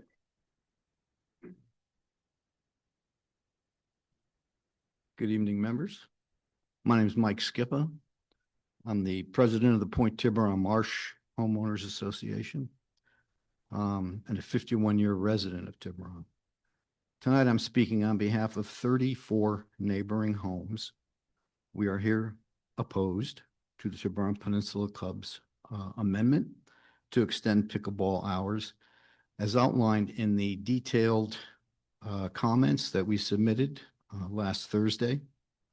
But I will use the opportunity tonight just to hit a few of the key points of that document. In 2024, we supported the limited hours that were adopted and which brought noticeable relief. That compromise worked. And that's probably why you didn't hear any complaints or as many complaints as previous to then. Extending hours now would exacerbate the sound. And we know that sound, though measured in decibel levels of a questionable nature, is not what is offensive. It is the form or the type of sound. So we are not really, it's not apples and apples, okay? It's apples and oranges here. It's different. Under Tiburon CUP criteria, the use must be compatible with surrounding uses and serve the public welfare. We believe that extending hours fails those tests, and we respectfully request that the commission deny the CUP amendment and would encourage the club to pursue an indoor facility. Build it and they will come. I appreciate your thoughtful consideration, being mindful that what's at stake here is the health, safety, and welfare of the wider community and not just pickleball users at TPC. Thank you. Thank you. Thank you. Chair Amir, I have one quick question for him, if you don't mind. Okay. In your letter, it says that no nuisance disclosures affect property values and that now the TPC neighbors must disclose pickleball as a known nuisance to potential buyers when selling homes. Is that accurate? I don't know anything about home sales, so. This has been reported to me by a couple of the homeowners who have sold recently. Okay. Thank you. Thank you. Thank you. Okay. Anybody else? Go ahead. Just state your name for the record. My name is Kari Cusack, and I live right up in Cazadero Lane, which is not far. And I played pickleball today from 3:30 to 5 because we're kicked off right at 5. And there was only one other court playing. I kind of just feel like as a TPC member, we have no rights. Like the neighbors have all the rights, and I don't think that's fair. I don't know, it just seems a little skewed right now. I love pickleball. I want everyone to play. It's really fun. But I just feel like, wow, like you don't want any noise around you. Maybe you should go to Montana or something. I don't know. It's really just the whole thing. I think everyone should be able to get along and allow us to play. And the extended hours, all the working people, they have rights too. So anyway, that's all I have to say. Thank you. Thank you. Anybody else would like to speak? Go ahead. I am Dipanita Reese. I live on Cecilia Court, and first of all, thank you all for serving. I know it's a thankless job, so appreciate it. I wanted to pick up where the speaker before, Ms. Cusack, left off, which is that your job is to serve the community. And I've heard all the comments today. And the one portion of the community that I think has not spoken is the children of Tiburon. And we have a serious problem in our society right now. Our kids are addicted to screens and addicted to things inside the house. Pickleball is a unique activity that brings together our children, our grandparents, our parents. It brings together men and women alike, children with their fathers and mothers and grandparents, people of all genders, races, etc. I too am one of the working parents of Tiburon. I came to this meeting late because I was at work, and then I had the usual runaround of family, dinner, kids, etc. I haven't played pickleball in almost 2 years for exactly that reason. When I do play pickleball, it's largely with my family, not my friends, because it is so quintessentially a community-centered activity. And I hope you will take into consideration, I am deeply disappointed by the notion that if people don't get their way, there's things like, delay and recusal, things like that does not seem to me at all in what Commissioner Sy was talking about in terms of bringing communities together and talking. It seems like, politics, which unfortunately has plagued our nation. And I hope you will think more broadly about the community and the children of this community when you go. Thank you. Thank you. Anybody else? Go ahead. Hi, my name is Leila Vogus. I'm a neighbor. I live up the hill from TPC and I'm a member at TPC. I'm at 1735 Vistazo West. Yes, we can hear the muffled sounds of pickleball when it's nice outside and the windows are open. We can also hear the wedding bells from Old St. Hilary's and the race horns from the Corinthian Yacht Club and the music from Friday Nights on Main. These are the sounds of Tiburon. It's a young, vibrant, active community of people enjoying the outdoors in this beautiful place. You know, we felt lucky when we bought our house that it was walkable to downtown and to TPC because we wanted to be part of this palpable energy, this active community. Allowing pickleball to be played during club hours reflects the neighborhood where we all chose to live. So I'm definitely in support of resuming the hours that we previously had to play pickleball. Thank you. Thank you. Go ahead. Yep, absolutely.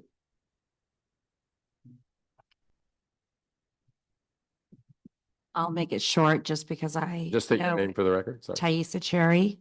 So I'm a TPC member and then I also live in Belvedere. And I work full time and I love to play pickleball. I play occasionally on Saturdays, but basically because of the club hours and limitation, I'm not allowed to play. So I cannot play basically until I retire, which is hopefully pretty soon, but that's a different story. But I just really feel that pickleball is, like everybody has been saying, it's multi-generational. It'd be so lovely to be able to expand those hours. And the thing is that another, issue, it just seems like you clamp down on the ability to expand hours. I tried to take tennis lessons, played tennis, lighting in the winter was not allowed because the neighbor complains to expand lighted courts on the lower courts, same as the pickleball courts. So that got kiboshed. And so it's just, I'm hopeful that with the argument about the pickleball and all the sound mitigation that TPC has done, that it would be reasonable to expand the hours ever so slightly so that working people could play pickleball at the TPC. Thank you. Thank you. Go ahead. Hi, my name is Diane Sklar. I live at 4 Cecilia Court. I'm a 33-year Tiburon resident. I just want to reiterate that pickleball is a community activity. It brings together elderly people, it brings together children, it brings our community together. And as a physician in both the community and San Francisco for many years, I see how important it is that we embrace wellness and community. And pickleball combines both of those. It's fun, people laugh, people have a wonderful time, they get together. And if you were to talk to the pickleball community, they would all reiterate that this is something they can do with their grandkids, they can do with their kids, they can do with their friends. And the thing I've loved about Tiburon for the last 33 years is the community sense that we have. So if the hours allow us to continue that and embrace it, please let us do that. Thank you. Go ahead.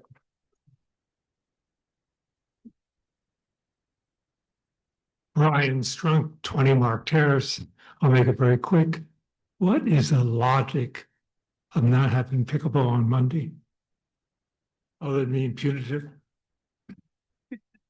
Okay, thank you.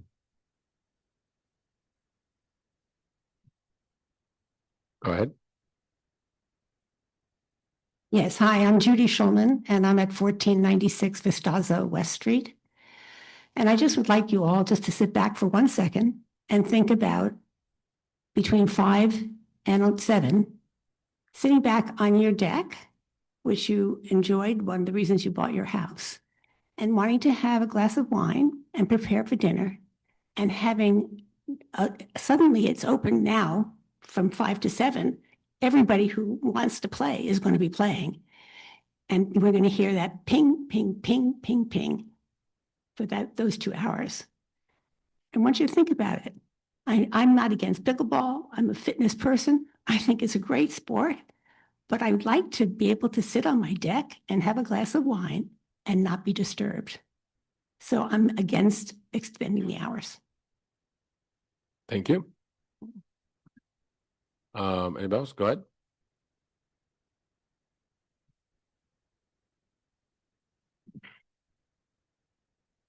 Hi, Andrew Thompson, long-term resident. I have one residence in the Reedlands, 18 Southridge East, but I'm currently residing at my apartment, which is 1645 Mar West.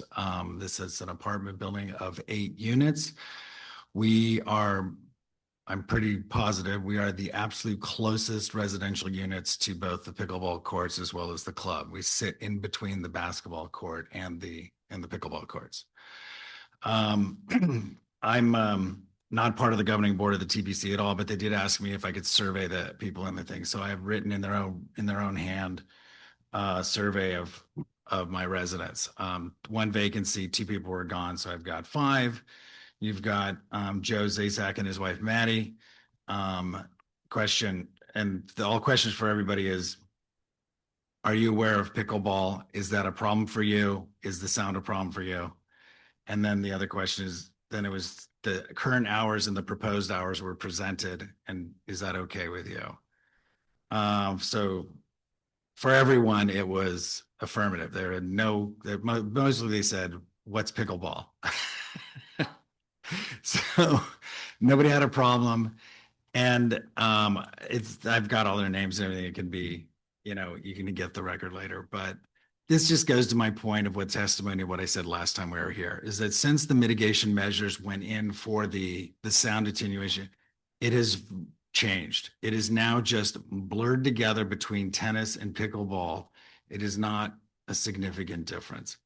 So I've read the resolution. This is a fortified resolution ready for acceptance and is, for legal defense. What you need to do is provide really good findings now. The finding I see is that this complies with the sound ordinance of Tiburon. It is within the ordinance.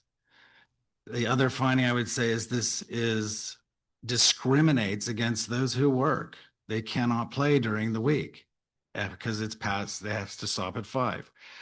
This discriminates against all our community, both members and guests of the TBC, because they cannot participate in after hours. So this really is just 2 hours that we're talking about for 8 months. Thank you. Thank you. Thank you. Anybody else who wants to address the committee before we turn it back to the applicant? Okay, I see no further. Okay. All right, last one. I'm Sean Eilers. I live in Old Tiburon. I've been here for 23 years. A couple points I wanted to address that people brought up. The study that was shown was a 30-minute study, and it did look at all the peaks during that 30-minute period, including airplanes and cars and everything else that went by. The second part where they said the noise was bouncing off of the courts, that was the case when we originally had different types of acoustic screens up. That is not the case now. We've changed the screens. With regards to the hours, I just looked up right now on Saturday, there was 1 court available. That's it for the entire day. I played yesterday, 3 courts were available up until 5 o'clock. Today, she said there were 3 courts available until 5 o'clock. People aren't able to get out at the times that are currently available. And then the last thing I would say is for all of the people that have come up that are neighbors, and I appreciate that the noise is a factor to them, how long have they been here and the club has been here? I mean, it's a 75-year-old club, and specifically the people that have moved in recently, pickleball has been there for 5 years. When they bought their homes, the pickleball court was there. So they knew that coming in, something to take into consideration. Anyway, thank you. Thank you. Okay. There's one last one. Okay, go ahead. My name's Jeff Thomas, 24 Marsh Road, and most things have been covered, but I'd like to emphasize that the type of sound testing done needs to be changed for the sampling rate, because it's currently not accurate on the maximum decibel level. In addition to that, the requirements of the town are set up for lower sampling rates, lower frequency sounds, typical. We'd have to look at those also and see if those actually meet the needs for these high impact, high frequency sounds. I have lived here about 4 years, and we picked the location because it's the serenity and the quiet and being in the back, and the pickleball has disturbed us in that time. And it does concern us that it will continue. We had been working with TPC on this, and I'm not sure what happened to the negotiations, but we had arrived to the original conclusion that you helped us reach.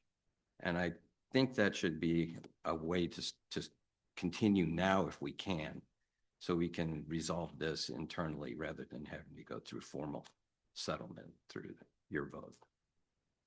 Thank you. That's it. Thank you. Thank you. Okay. I see no other public comment in the room. Is there any public comment on Zoom? Chair Amir, I do not see any hands raised.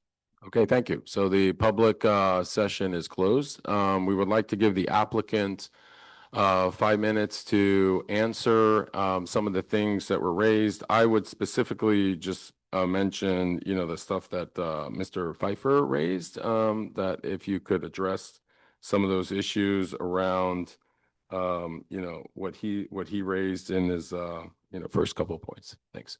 Go ahead. So you have 5 minutes. Thank you. Start. You can Sure, go ahead. This one's. Yes, please. Oh, probably. Come on, John. All right.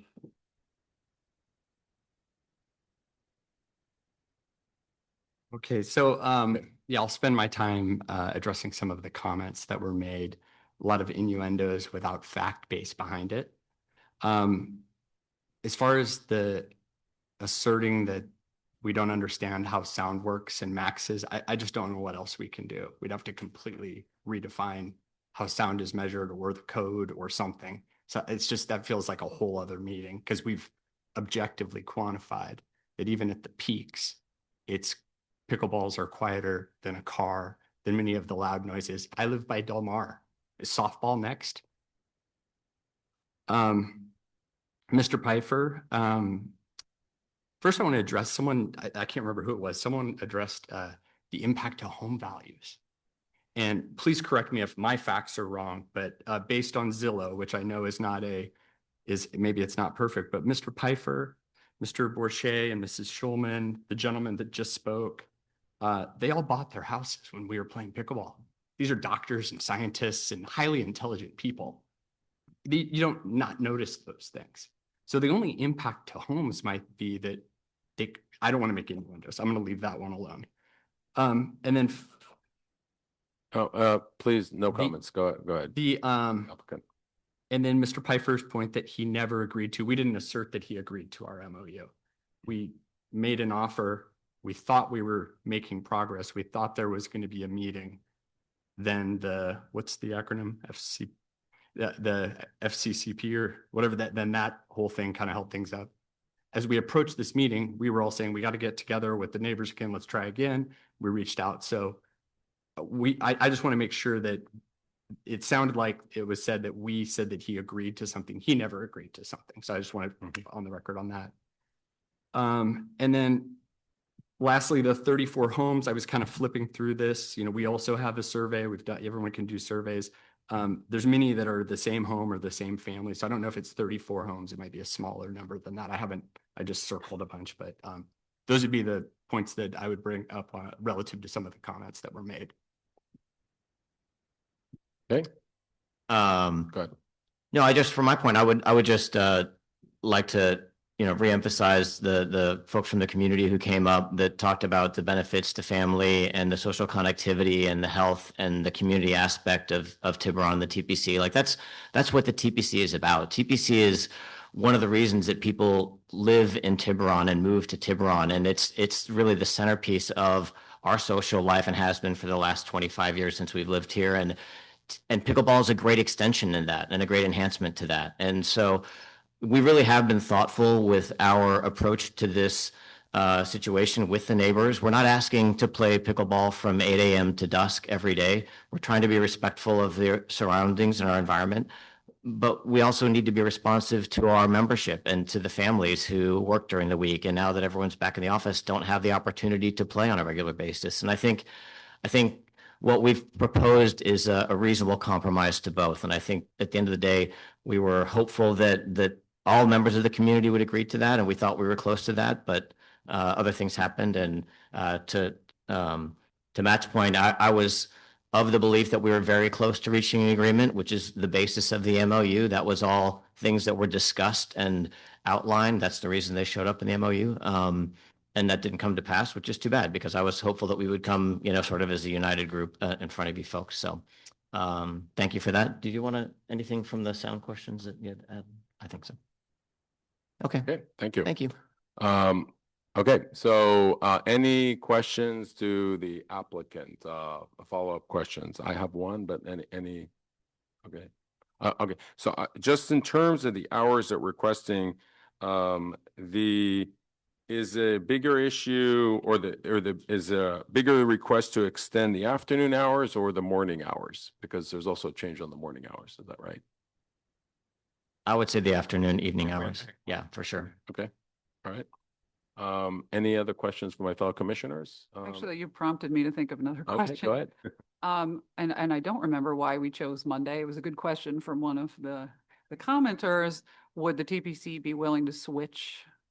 If we decided there's still a day off, quote unquote, would you be willing to switch Monday? How do you feel about that?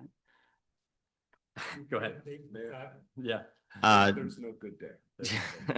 We're gonna have a membership contingent that's got a problem with every day. So no, sorry. That is a very honest answer. Yeah. Thank you.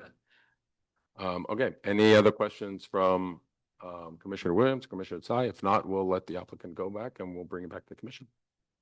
Okay, thank you. Thank you. All right, with that, we'll bring it back to the commission. We'll close the public portion and we'll bring it back to the deliberation of the commission. So any one of my fellow commissioners would like to start? I can start. Okay, Commissioner DeFever, go ahead. I first want to thank the TPC for answering my questions about balls and paddles, and that arose from the email. Just sometimes what we're saying isn't interpreted the way we meant it to be said, and I really appreciated fielding those questions and clarifying. And I appreciate that all the efforts appear to have been made to use quieter paddles, quieter balls, and I know I probably can speak for all the commissioners that we appreciate that. And thank you about the clarifications for, again, because we've been over these issues so many times about tennis bubbles and buildings and walls. But absolutely, in order for us to do our due diligence, we need to make sure we remember that and we understand it and we understand what the developments are. And I want to thank the community for the tremendous amount of information that you have provided us that has educated me even further on sound studies and pickleball. Really, we're all going to be pickleball experts pretty soon. All of us in the room, I think.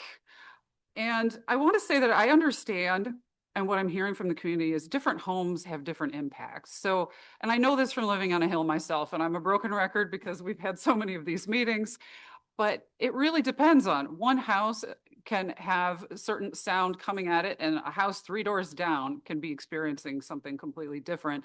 It depends on topography, what the sound source is, where sounds are reflecting. So I want to acknowledge that, because we hear, no pun intended, everyone's experiences, whether you don't hear the pickleball or you do. We recognize that, and we are listening to you. And we are placed in this difficult position that we don't actually have an ordinance that addresses unique sounds like pickleball. We have a, what is it called? A guideline? It's a general plan policy. General plan policy. So it's basically a guideline. And that makes it hard for us to make any bright line decisions, because we have these, not only are they not technically mandatory, but it doesn't address this unique nature of pickleball sound.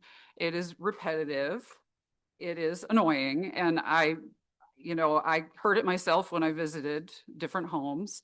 And then we have these reports where even the sound engineers are saying it can't be measured in the normal ways. So the Massachusetts study that was submitted was very important to get context in how it could be measured in a different way. And I'm not a sound engineer, so I won't go into the different acronyms, but it can be measured in a way that they believe is more accurate. And then our own town parks, open space, and trails commissioned a study that determined that it can't be measured in the traditional ways. So we've got two studies in front of us that say you need to consider that this nature of this sound with the spikes and the repetitions is different than what any traditional ordinance that uses averaging is anticipating. So I want to recognize that, and we understand that, and I do take that into consideration. And I think maybe I will hold my comments because I want to just segue into, for the commission, what I was thinking is, what we're hearing is the neighbors are fine with the current arrangement, which is why we're not getting a lot of complaints unless there's a suggestion that they're increased. But I'm hearing, and this is why I asked the TPC here at the end, like maybe the day off on Monday is not the right day because holidays often land on Monday. That might be something that we could consider shifting, although I'm not sure we got enough information to support which day we'd shift it to.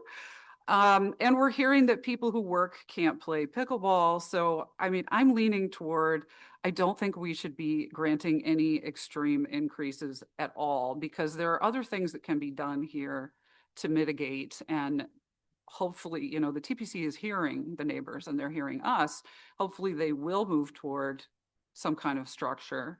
But I think in the meantime, we need to really heavily consider the neighbors and their experiences here. So if we changed the hours, I would not be in favor of changing them very much, is where I'm headed. Maybe there's one day where there's extended play time for the people who work, but I don't see in the balance, I mean, we've got, in one letter, it says 100 and some residents that are concerned about the noise. And then we've got TPC members. I don't know which subsection of the TPC members play pickleball. But when I'm looking at the balances here, and no offense to pickleball, I jog myself, and I would be upset if I couldn't jog because maybe the path was closed when I was off of work. But it's a sport, whereas the people who live around the TPC live there. That's their house. And it's a big financial investment to buy a house in Tiburon. I don't want to see property values going down because no one wants to live around the TPC bowl. And I don't want to see the neighbors all being annoyed constantly and stressed by noise from the TPC. So it's a balancing act. And where I'm leaning toward is either no change whatsoever, because the neighbors are saying this is working for them, until we can come up with something like a building or some sort of cover. Or possibly tweaking just a little bit to accommodate. But even that, I'm not so sure, because from what I'm hearing, the neighbors are happy. I don't know why we would interrupt that. So that is my comments. Thank you. Thank you. Commissioner Woodward? I'm going to hold if I can. Okay. All right. Commissioner Tsai? Thank you. I have a couple of questions for staff. Did staff endeavor to find out any information about other clubs similarly situated in Marin with respect to hours? No, but we did look at the other pickleball courts in this immediate area. So I'm interested in that in a moment, but it did occur to me that there are any number, I mean, I think there literally is any number, I don't know what that number is, of clubs, even if you were to look just at Southern Marin, who are private clubs in dense populated areas, like a Lagunitas Country Club comes to mind, that may or may not have pickleball facilities. It seems like that kind of data could be very useful in understanding how other similarly situated communities have dealt with ours. I would like that information, I guess is what I'll say. And I find the absence of it difficult to really fully assess. And that goes to that central point that I've made before, where if this commission is going to be, which I don't think it should be, a court of first and last resort, it needs information available to it. It can come from the applicant, but the applicant only is doing the applicant's job. It theoretically could come from members of the public, but they've got 2 minutes or 3 minutes to present some information. It does seem to me it falls on staff, unfortunately, to try to gather up a lot of this data. And I think that that is important information for myself that I'd like to know. Kristen, could you speak to that second question or that other issue that you did raise, which is the information you gathered about the other pickleball courts in the area? I think you're talking about maybe courts at Del Mar if it's used for pickleball, and maybe the Lagoon Road courts. Belvedere. That's Belvedere in court? Belvedere. I didn't get the hours of the Belvedere courts, but they do have one court that has pickleball play. And there's one court at Del Mar, and those courts are open from 8 a.m. to 8 p.m. With respect to those courts, and I will note, I live near Del Mar. I actually didn't even know that they have pickleball played there at the Del Mar courts. But has staff received comments one way or the other, but complaints notably, about pickleball play at the Del Mar courts? Not that I'm aware of. I do want to ask a clarifying question, though. We could go down a very deep rabbit hole with this in terms of comparing, because it depends if they require the certain type of paddles and balls and hours and distance from closest, residential receptors. And so I want to be clear that if you're giving staff direction on further analysis, which we are totally, absolutely willing to do, that we make sure that it is going to be apples to apples and cover what it is you're looking for. Yeah, I mean, it would be the commission directing staff ultimately on that, but I will tell you, and understood on your main point, by the way. As for myself, that I agree with you. That's exactly the kind of data that I think we need, is to try to understand that apples to apples comparison.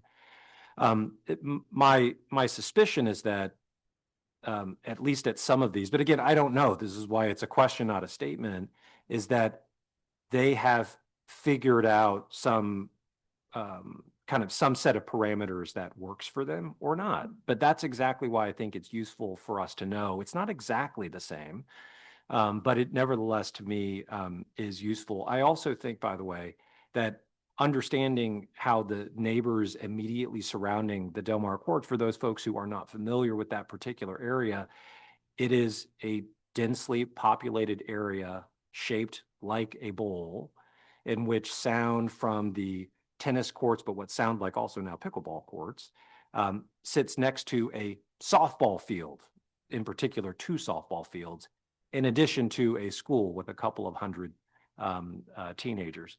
So that to me is a very kind of interesting also set of data to understand in terms of how those hours have been set too. So, but it sounds like we don't have that. And then my third question, and Kristen, you may or may not know the answer to this. There was a reference, a commissioner mentioned this, about a post study that may have been done with respect to pickleball sound. Are you familiar with that? And can you shed any light on that? A post study for. Yeah, you can take it. So we spoke to our engineering manager, who, in the process of developing the Parks Master Plan, going back several years, they looked at whether pickleball would be a appropriate use for certain town facilities / parks. And so they did commission a sound, I don't want to call it exactly a study. And the reason I say that is this person didn't come and take measurements. They did an analysis of what research shows, if you will, that pickleball sounds are, and then scientifically decided, based on all the things a sound engineer knows that I don't, how much it would affect receptors around the potential courts. When this was all bantered about, the town council suggested creating a subcommittee to study the issue. From what I understand from David Eshu, who is our engineering manager, they may have done a subcommittee, but it ended up being nothing was acted on because they were in the process of doing the Parks Master Plan, if you will. So the Parks Master Plan does consider pickleball at, what is it called? Tether Park. And I believe one other location, but I believe it also says upon further study. So it is something the town has contemplated. The memorandum was very interesting, but it was never adopted or used in any other way except to inform tangent, you know what I'm trying to say, the Parks Master Plan. A planning process. Correct. Thank you. Just wanted to clarify, did you say, you said no measurements were taken? That is correct. It is a analysis done without measurements.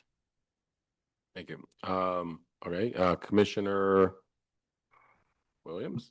Yeah. I guess it's your turn. Yeah. I just wanted to I wanted to address a few comments that the commissioners have made, and just how I'm thinking about this analysis.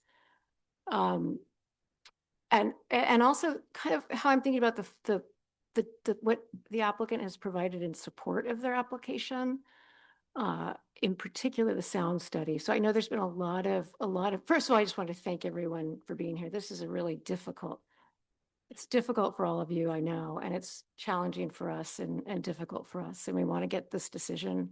We want to be thoughtful. But I've heard people, I think, challenge the qualifications of or the credibility and reliability of the sound study and the qualifications of the sound expert. And it's useful to hear that perspective, but I don't personally see any reason to challenge that report. It's a comprehensive report. I think it has been explained to us in great detail, and in the context of what we do have, the documents we do have to guide us. And I realize we don't have an ordinance, but we do have a general plan that has a noise element that lays out what sound levels are appropriate depending on different land uses. And I think so I do struggle to understand in terms of compliance with our current guidelines. I see that the mitigating actions that have been taken by the TPC do bring the sound levels objectively, according to a study that I don't have a reason to challenge, bring them within the requirements of the noise element of the general study, of the general plan. So I'm struggling with I think that the layperson's expert what is powerful and compelling is people's personal experiences, what they're hearing, how they're experiencing that. But I find the study that's been provided in support of the application to be credible and reliable. And I do appreciate all of the expense and the activities that have been taken to provide to mitigate against sound. So I wanted to see how my fellow commissioners, I know Commissioner DeFever has indicated that, and members of the public have indicated that there are problems with the sound study. I'm grappling with that because I don't really understand what to do with that, with those objections, just objectively. And so I just go back to, those are the facts before us. And then I go to the findings that we're required to make under the municipal code. And, and these findings relate to just sort of general compatibility, the type of use in certain areas. This is a recreational facility and it's another type of recreation. Or is there a compromise to architectural integrity? This isn't really changing the look or feel of the courts. And so I can kind of go through these findings and think, this is, I think, why the staff has recommended that we consider these expanded hours, is because they consider this application or they think that we could be able to make these findings that are required of us under the municipal code. The one potential finding that we have to make goes to the protection of the public interest. Is this use detrimental to the protection of the public interest, health, safety, convenience, or welfare of the town at large, or result in the injury to property improvements in the vicinity and zoning district in which the real property is located? And that's always a balancing act. That is always a difficult finding to make. It's a balancing act, especially when it comes to noise. Noise is very subjective, which is the analytical side of me wants to go to the objective facts before us. But this is a balancing act that we have to make. There is subjectivity in this finding because we have to, is it in the public interest, in the health safety of everyone within the community? And I think again, totally subjective, but there are people who are impacted by noise. I don't like the noise, the sound that pickleball makes very much, but I wouldn't, I do understand that it's a unique sound. But I'm thinking about the community at large and the benefits to the community at large, and really wanting to weigh this, not just vis-a-vis the immediate neighbors, but everyone in the community and how it's affecting everyone. We've heard some some people talking about how it brings their families together. It's multi-generational, it brings community together. That's also compelling to me.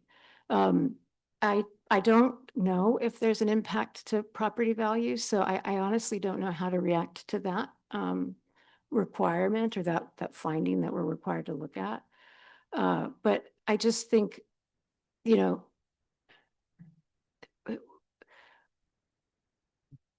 just I'm stammering a bit because it's been a long work day, but just one more, I've spent a lot of time out there walking all along the neighborhoods to really hear the sound from all different parts of that area of Tiburon. And you can hear it right around the courts.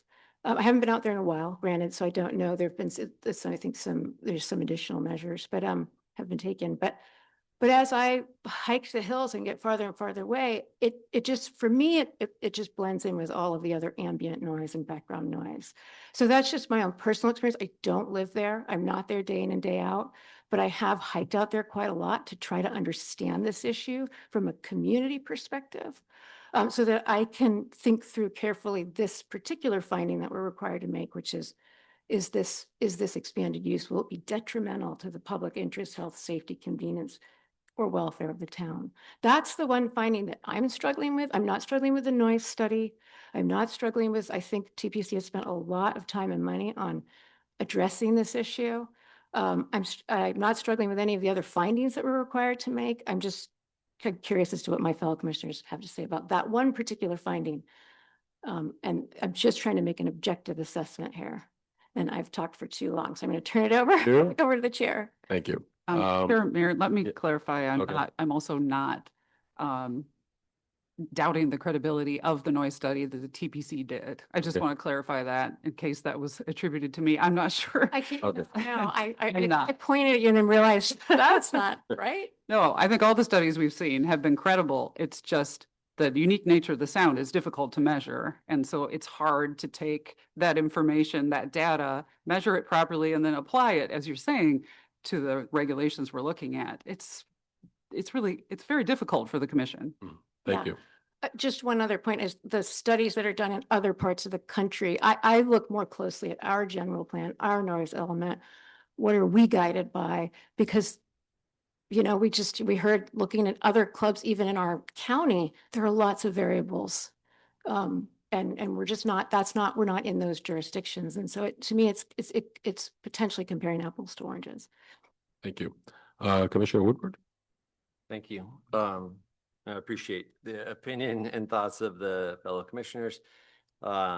This is a difficult one. I would maybe recommend that on our next general plan, we set aside enough budget for our own sound expert on permanent payroll, because it seems to come up time and time again. But I do think, if we learned nothing other than from when we were doing the weddings, that sound is inherently subjective. And so the only thing that we can do to make it objective is to hire experts. It's not our job to opine, other than to, I guess, question the credibility and verify. I think that that's been asked and answered multiple times. I don't find it credible finding to talk about sound studies from places 2,000 miles away, no matter how pretty they sound, or even clubs down in Carmel or other. We really have to look at our general plan, what our requirements are, and then what our sound study is that we have. If we had another sound study conducted here, I suppose we could review that as an alternative. We do not. So we can only go with the information that we have at hand. So I agree with my fellow Commissioner Williams that, that does meet the finding as discussed. I think also we talked, there's been conversations around the potential deprecation of home values.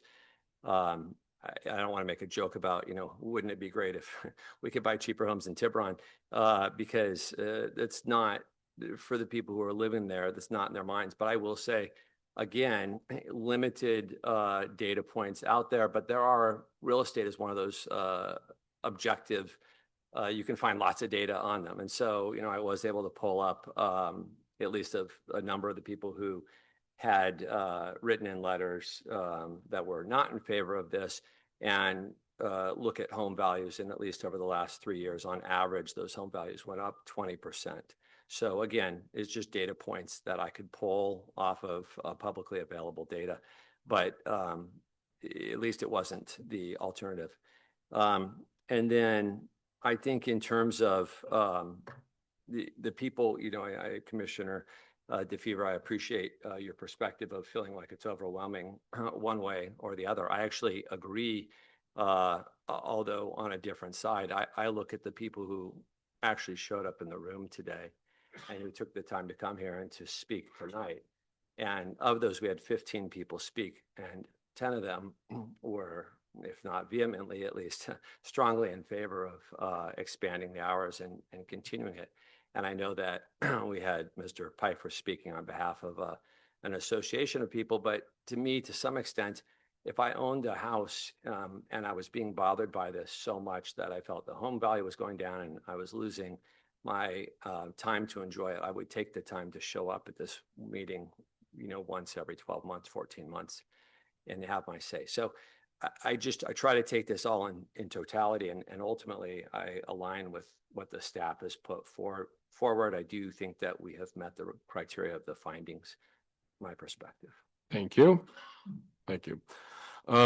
So first of all, thank you for everybody to come here tonight. Both the applicant and the many neighbors and the many, members of the community. This is a tough, this is a tough decision, and many of us have actually been here, multiple things with TPC over the years. I mean, some of us have been way back when the lighting of the tennis courts, pre-dawn COVID.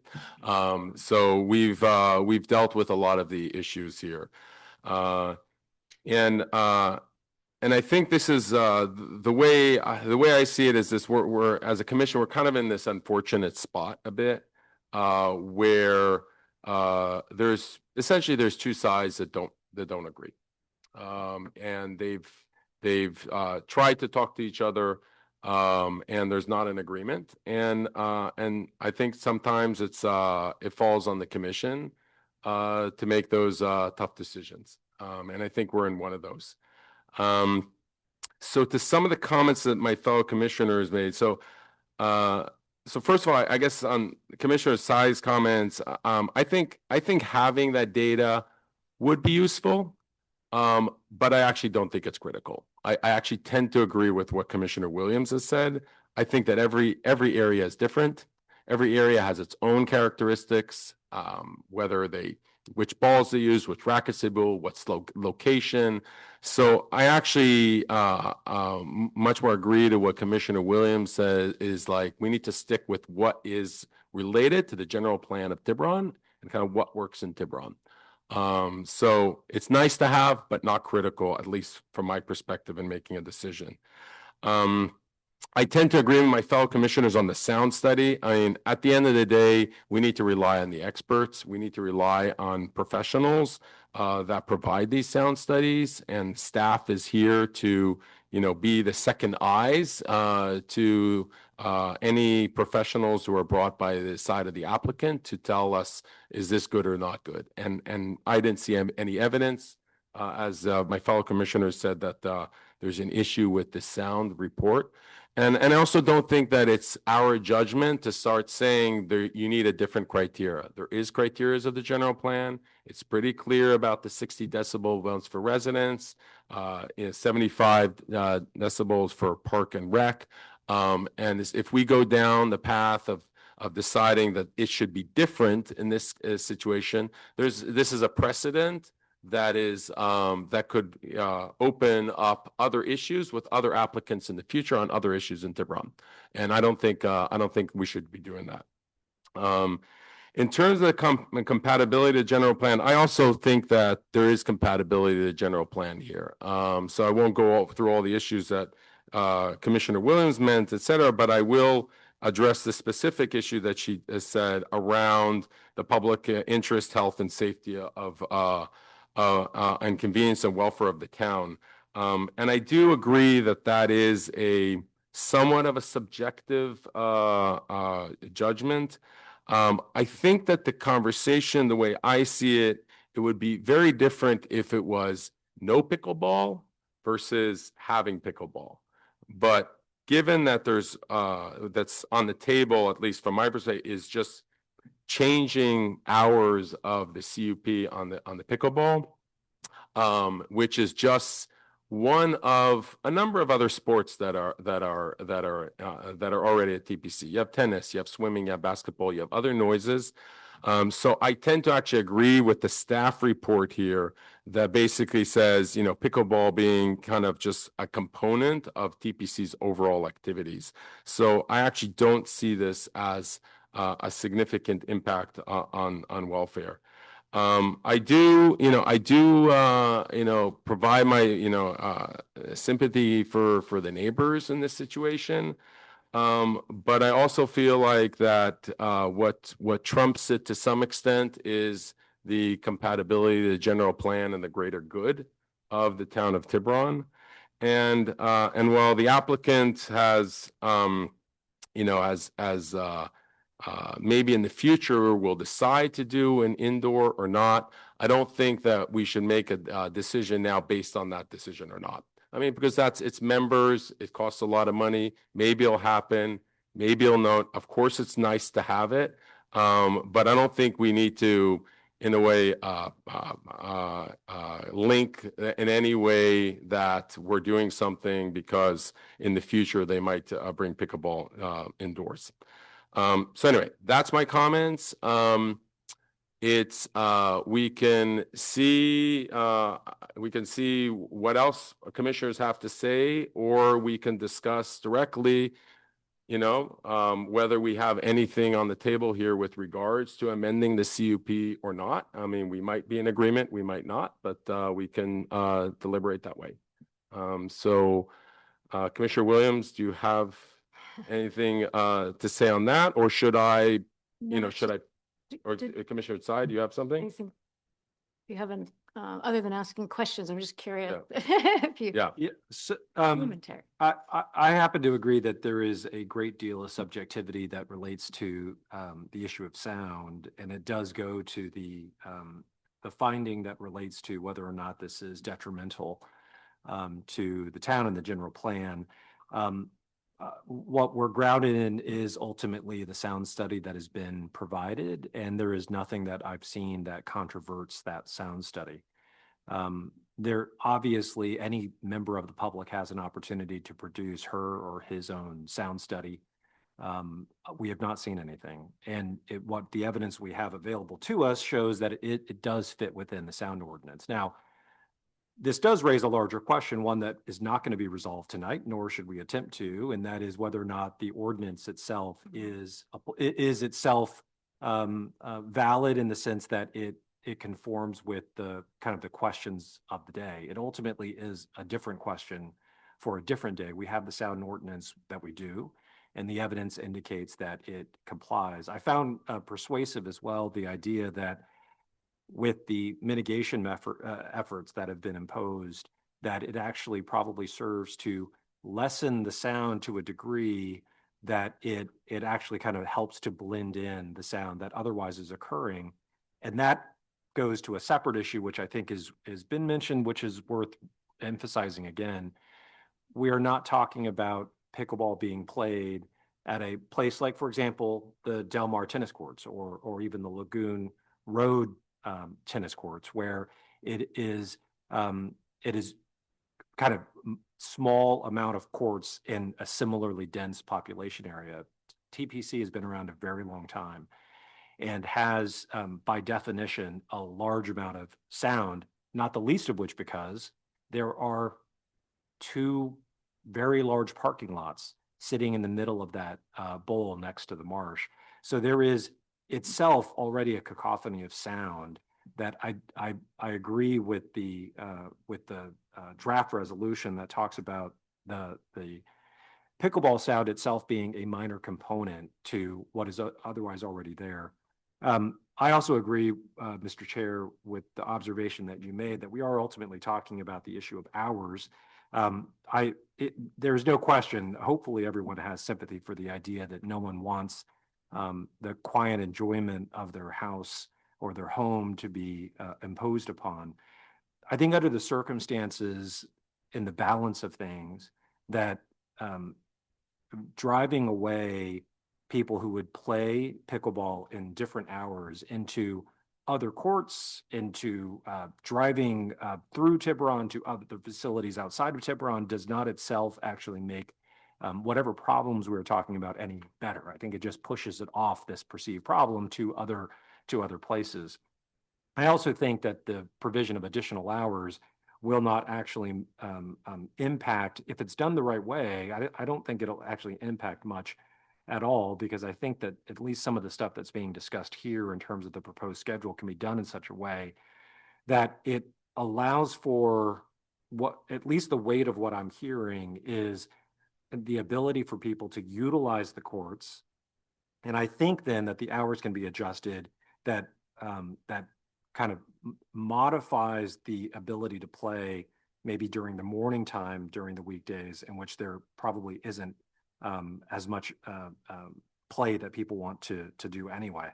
So I'm generally inclined to vote in favor of the expanded hours. Happy to continue the discussion about what those hours would be. But I otherwise think that the facts are there to support it. Okay, thank you.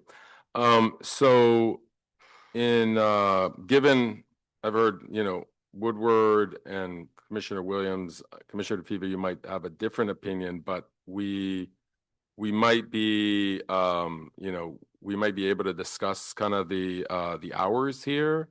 Maybe I'll start. I try to go back to my notes, and I do have my notes from last meeting, which is a year plus. And I specifically looked at the Monday thing, and I do find that it's kind of random why Monday kind of fell off the list. And I actually can't really. I don't see any really justification why Monday would not. Why it wouldn't be 7 days. I do think that from what I've heard in the applicant, that the morning hours are not critical, so I don't think that we should change the start time. At least that's my opinion. I mean, so right now we have 9 to 5 and 10 to 2 basically on the Sunday. And some of the proposals here is 8:30 or 9. I don't think that that's really the issue. And I do think that we could look at expanding kind of the afternoon, and we could talk about how that works during the week versus kind of I think we have a proposed schedule. Yeah. So are you, so you're I'm saying? talking about that. Yeah. Do Um, you recommend specific? Yeah, so maybe I can clarify what I recommend, and then we can discuss that. Okay, so I do recommend that we do Mondays. I just don't see a reason, why we should be limiting the TPC to do 7 days a week. I like the idea that there's a difference here between kind of winter or, daylight savings time and non-daylight savings time. I don't see why we should not agree to continue starting at 9. I mean, it didn't sound like from the applicants at 8:30 time. And I think that for Sundays, at least my proposal is actually we keep it the start of play at 10. Because that's something that I don't think that there's objection. Now, in terms of, so if you look at kind of the November to February, it already ends at 5. So the question is on Sunday, do we add from 2 to 4:30? I'm okay with that proposal. And for the summer months, et cetera, I do want to be cognizant with some of the neighbors' complaints on maybe 7 and actually propose 6. So an hour earlier, I mean, that still leaves, in the summer, the sun sets not until 8 o'clock. So it actually leaves plenty of time, or at least provides some of that quality of life concerns that people have had, sitting on the balcony, at the sunset. So anyway, that's the proposal. And Commissioner Williams, glad to, Yeah, maybe I'm looking at you. No, well, I was thinking along similar lines, although I just starting with the proposed schedule. I'm inclined to accept the proposed schedule with 2 suggested changes. Start Sunday, starting at 10. Yes, so that's what. And then the other one that I was going to propose was in the from March through October ending. I had actually thought 6:30. Okay. But I would entertain 6. I mean, I just thought so those were 2 changes that I would thought would be.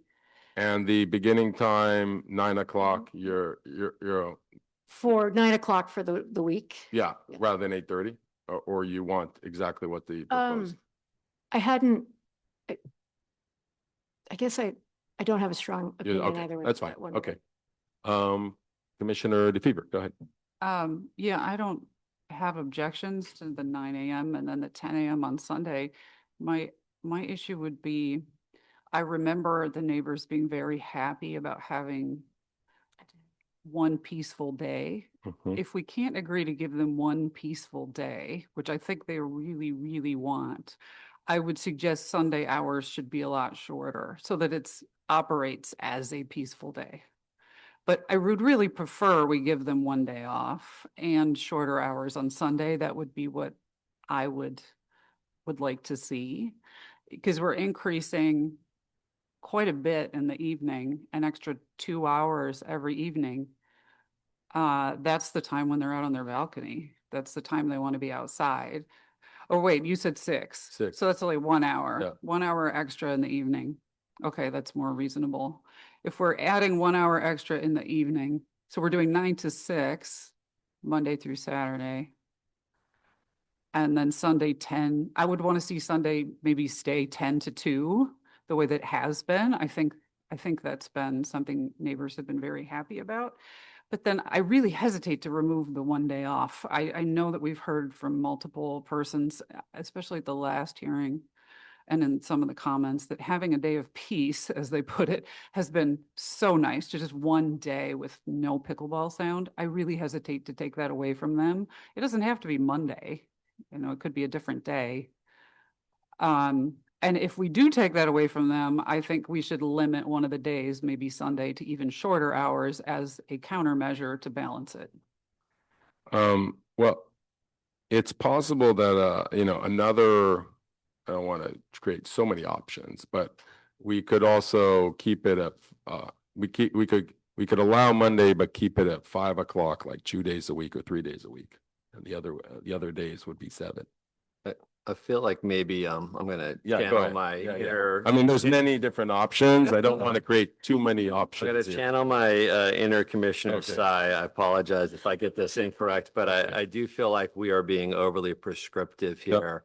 And we're trying to dictate times that are different from what the applicant has proposed and also different from what some of the other people had proposed. In fact, I went back and I listened to the original meeting since I wasn't here. And I do think it was actually Commissioner DeFever who had suggested like maybe we throw in a day of peace for them. And so it's interesting that we're back to that because we have on one side, we have commissioners who can't justify like why a day, and it's not pickleball versus no pickleball. It's the hours of the sound. And so I don't know, like, is Tuesday better than Monday? I think we heard a lot of people say Monday is not great, but we also heard that there's no particular day that's going to make anyone happy. So again, I feel like we're being somewhat overly prescriptive. And I do wonder if we should think about the total number of hours available and almost approve a set number of hours with some boundaries, right? It can't be later than 7, can't be earlier than 8:30, but, have the applicant come back with their proposed schedule with this set number of hours, because ultimately they're going to know what's best for their members and how they would use it. And if we limit the hours, ultimately, we're still achieving the same thing to the neighbors in terms of total number of hours played. In other words, I don't think it does anyone any good if we set the hours from 3 a.m. to 9 a.m., knowing that absolutely no one will ever play. So it's sort of a false pretense that we've, accomplished what we wanted to accomplish when we in fact haven't. I think from my perspective, just on the two sort of minor adjustments that I proposed, starting Sundays at 10, ending at 6:30, was really to try to strike that balance that I feel I need to, that would help me more comfortably make that finding as to just the public health and well-being, and and it goes to the feedback we're getting from the community and from the neighbors. So it's minor. I'm comfortable otherwise with the schedule proposed. Yeah, yeah. No, and I want to, I hear you, Commissioner Woodward, but I want to be hesitant of like giving the applicant just hours, and then it comes back to staff, and then it needs to come back to us again. And I think we have a general idea of when people play pickleball. So I tend to more agree with what kind of Commissioner Williams says, but I would like to hear Commissioner Tsai, because I haven't let you talk about, the hours. So I would say, let's put, to try and get to some sort of agreement. There's kind of two proposals. There's a proposal by Commissioner DeFever to basically leave a day off, which is Monday. And then potentially, look at kind of the hours here. And then there's kind of the proposal, which I guess more myself and Commissioner Williams of suggesting is essentially this 10 to 4:30 on Sunday, and 9 to 6 on kind of Monday through Saturday, including Monday. So Commissioner Tsai, because we might get to an agreement, we might not, but we're 5 people, eventually we'll find something. Yeah, I do think that later hours that TPC has proposed do make sense. I think in terms of trying to balance this, given that there already is a schedule of 9 a.m. to 10 a.m., it makes sense to try to keep some consistency there. So I think it's Commissioner Williams who proposed a change to the proposal, which on Sunday would change it from 9 a.m. to 10 a.m. I'm inclined to agree with that. I think that that's pretty reasonable, in addition to giving the longer hours to 4:30. I have never found that the Monday day that was decided at the last meeting was kind of grounded in anything in particular. It did seem to have a bit of arbitrariness in my view to it. I think it can be, and Mr. Chair, I think you indicated this. I think that there can be a way to kind of massage this in where, and by the way, I happen to think Monday as a day of the week is not a good day for it to be a day off. Because I agree that the issue of holidays is one that would impact folks who really do want to use that day off to play. I think it can be done in such a way that can, for a particular one day of that week, have those hours much less, and it could be hours that are more consistent with what the currently approved schedule is like, but on every other day. So for example, from Sunday to Tuesday and Thursday to Saturday, so I picked Wednesday, a day theoretically that most people during kind of a return to office are actually in the office, that particular day of the week could be one in which the hours really are lessened. It means that there still is 7-day-a-week play, but the hours are much less. I think that So is your proposal something like a Wednesday would be like a 9 to 4? I mean. Yeah, or something like that. I have not thought Okay. through what those hours Okay. would be, Can but it we- would be something more aligned with what's in the currently approved schedule. Can we pick a Tuesday or a Thursday? Only because Wednesday is the short day for kids at school. That's fair. So they actually could go and play that one day and we would give them a shorter Okay. window, but So let me put something on the table and, for us to see if there's an agreement here. Sunday would be 10 to 4:30. And then we would have Monday, Wednesday, Thursday, Friday, Saturday would be 9 to 6. And then Tuesday, no, I'm perfectly saying 9 to 6. And then for Tuesday for Tuesday would be 9 to 4. So I think that this by proposing this, TPC gets 7 days a week. They get the Monday. They get extended hours on Sunday, and they get extended hours during the week. For the neighbors, there is the hours of the morning do not change. And on Tuesday, it would be earlier. Now, the 4 o'clock, what we need to discuss is that we have the March through October, and then we have the November through February. So what I'm talking about here would be the November, would be the March to October, right? And then the November to February, it would basically be so Sunday would stay the 10 to 4:30.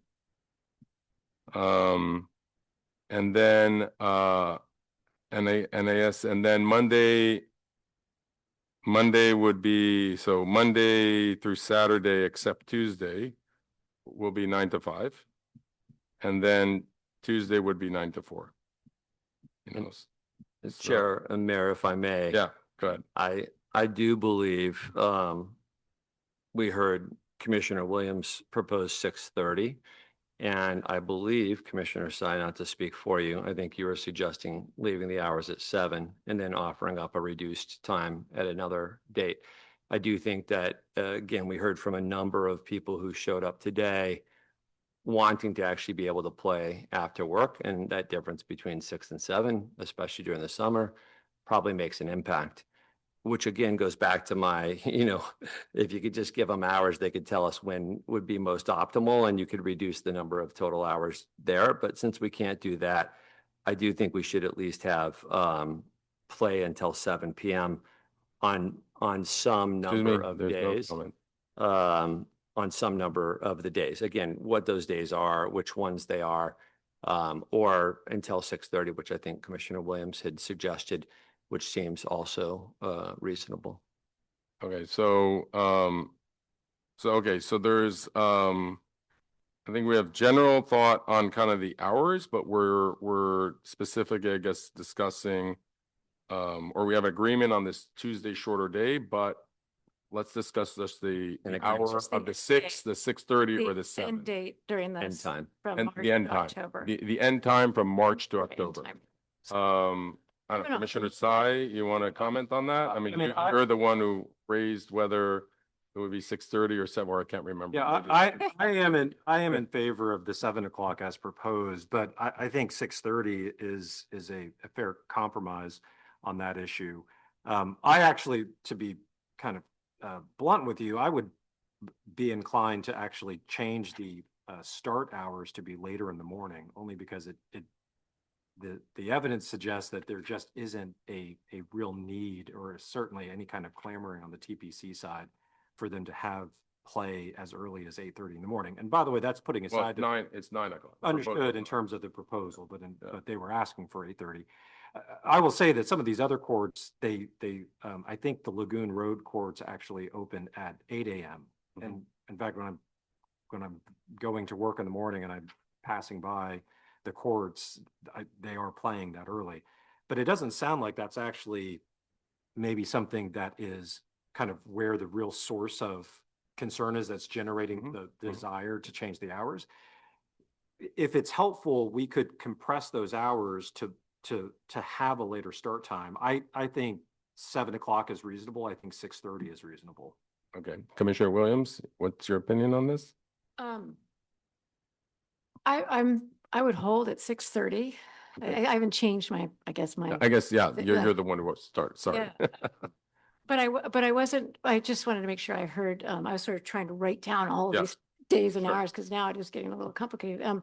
Were you proposing that the weekdays from across the board that start times is later? Yes, it And doesn't. did you give a time, a proposed time? No, I didn't.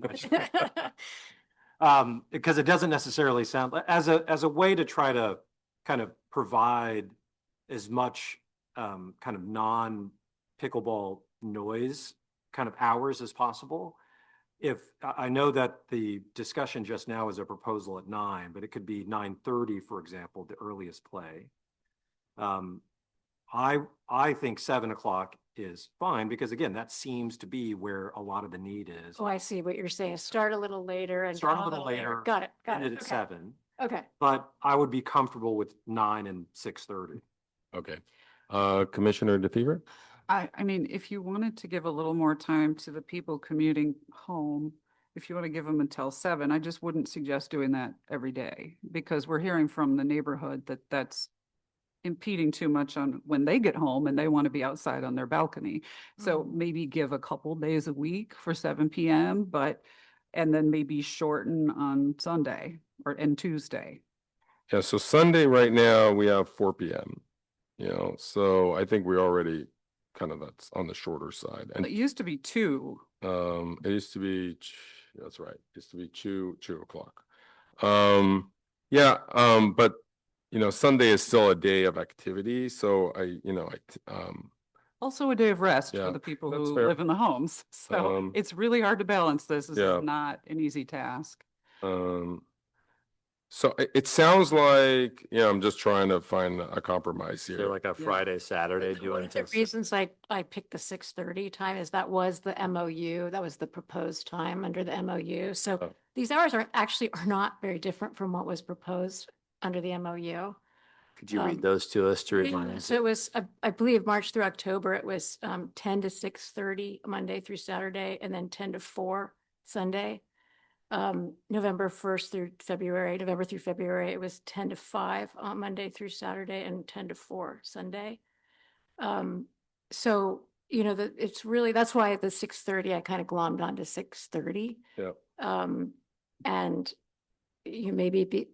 I think, again, these were compromised. This was a proposal offered in compromise, but, So maybe we start later. That's the compromise that, Commissioner Tsai suggested, that rather than 9 o'clock, we move it to, 9:30, and we expand to 6:30. I do think that 7 o'clock, might be too. well, I don't think we have, I'm comfortable with 9 to 6:30. I don't think Yeah, we have. 9 for to sh- 6. Yeah. 9 to 6:30, excuse me.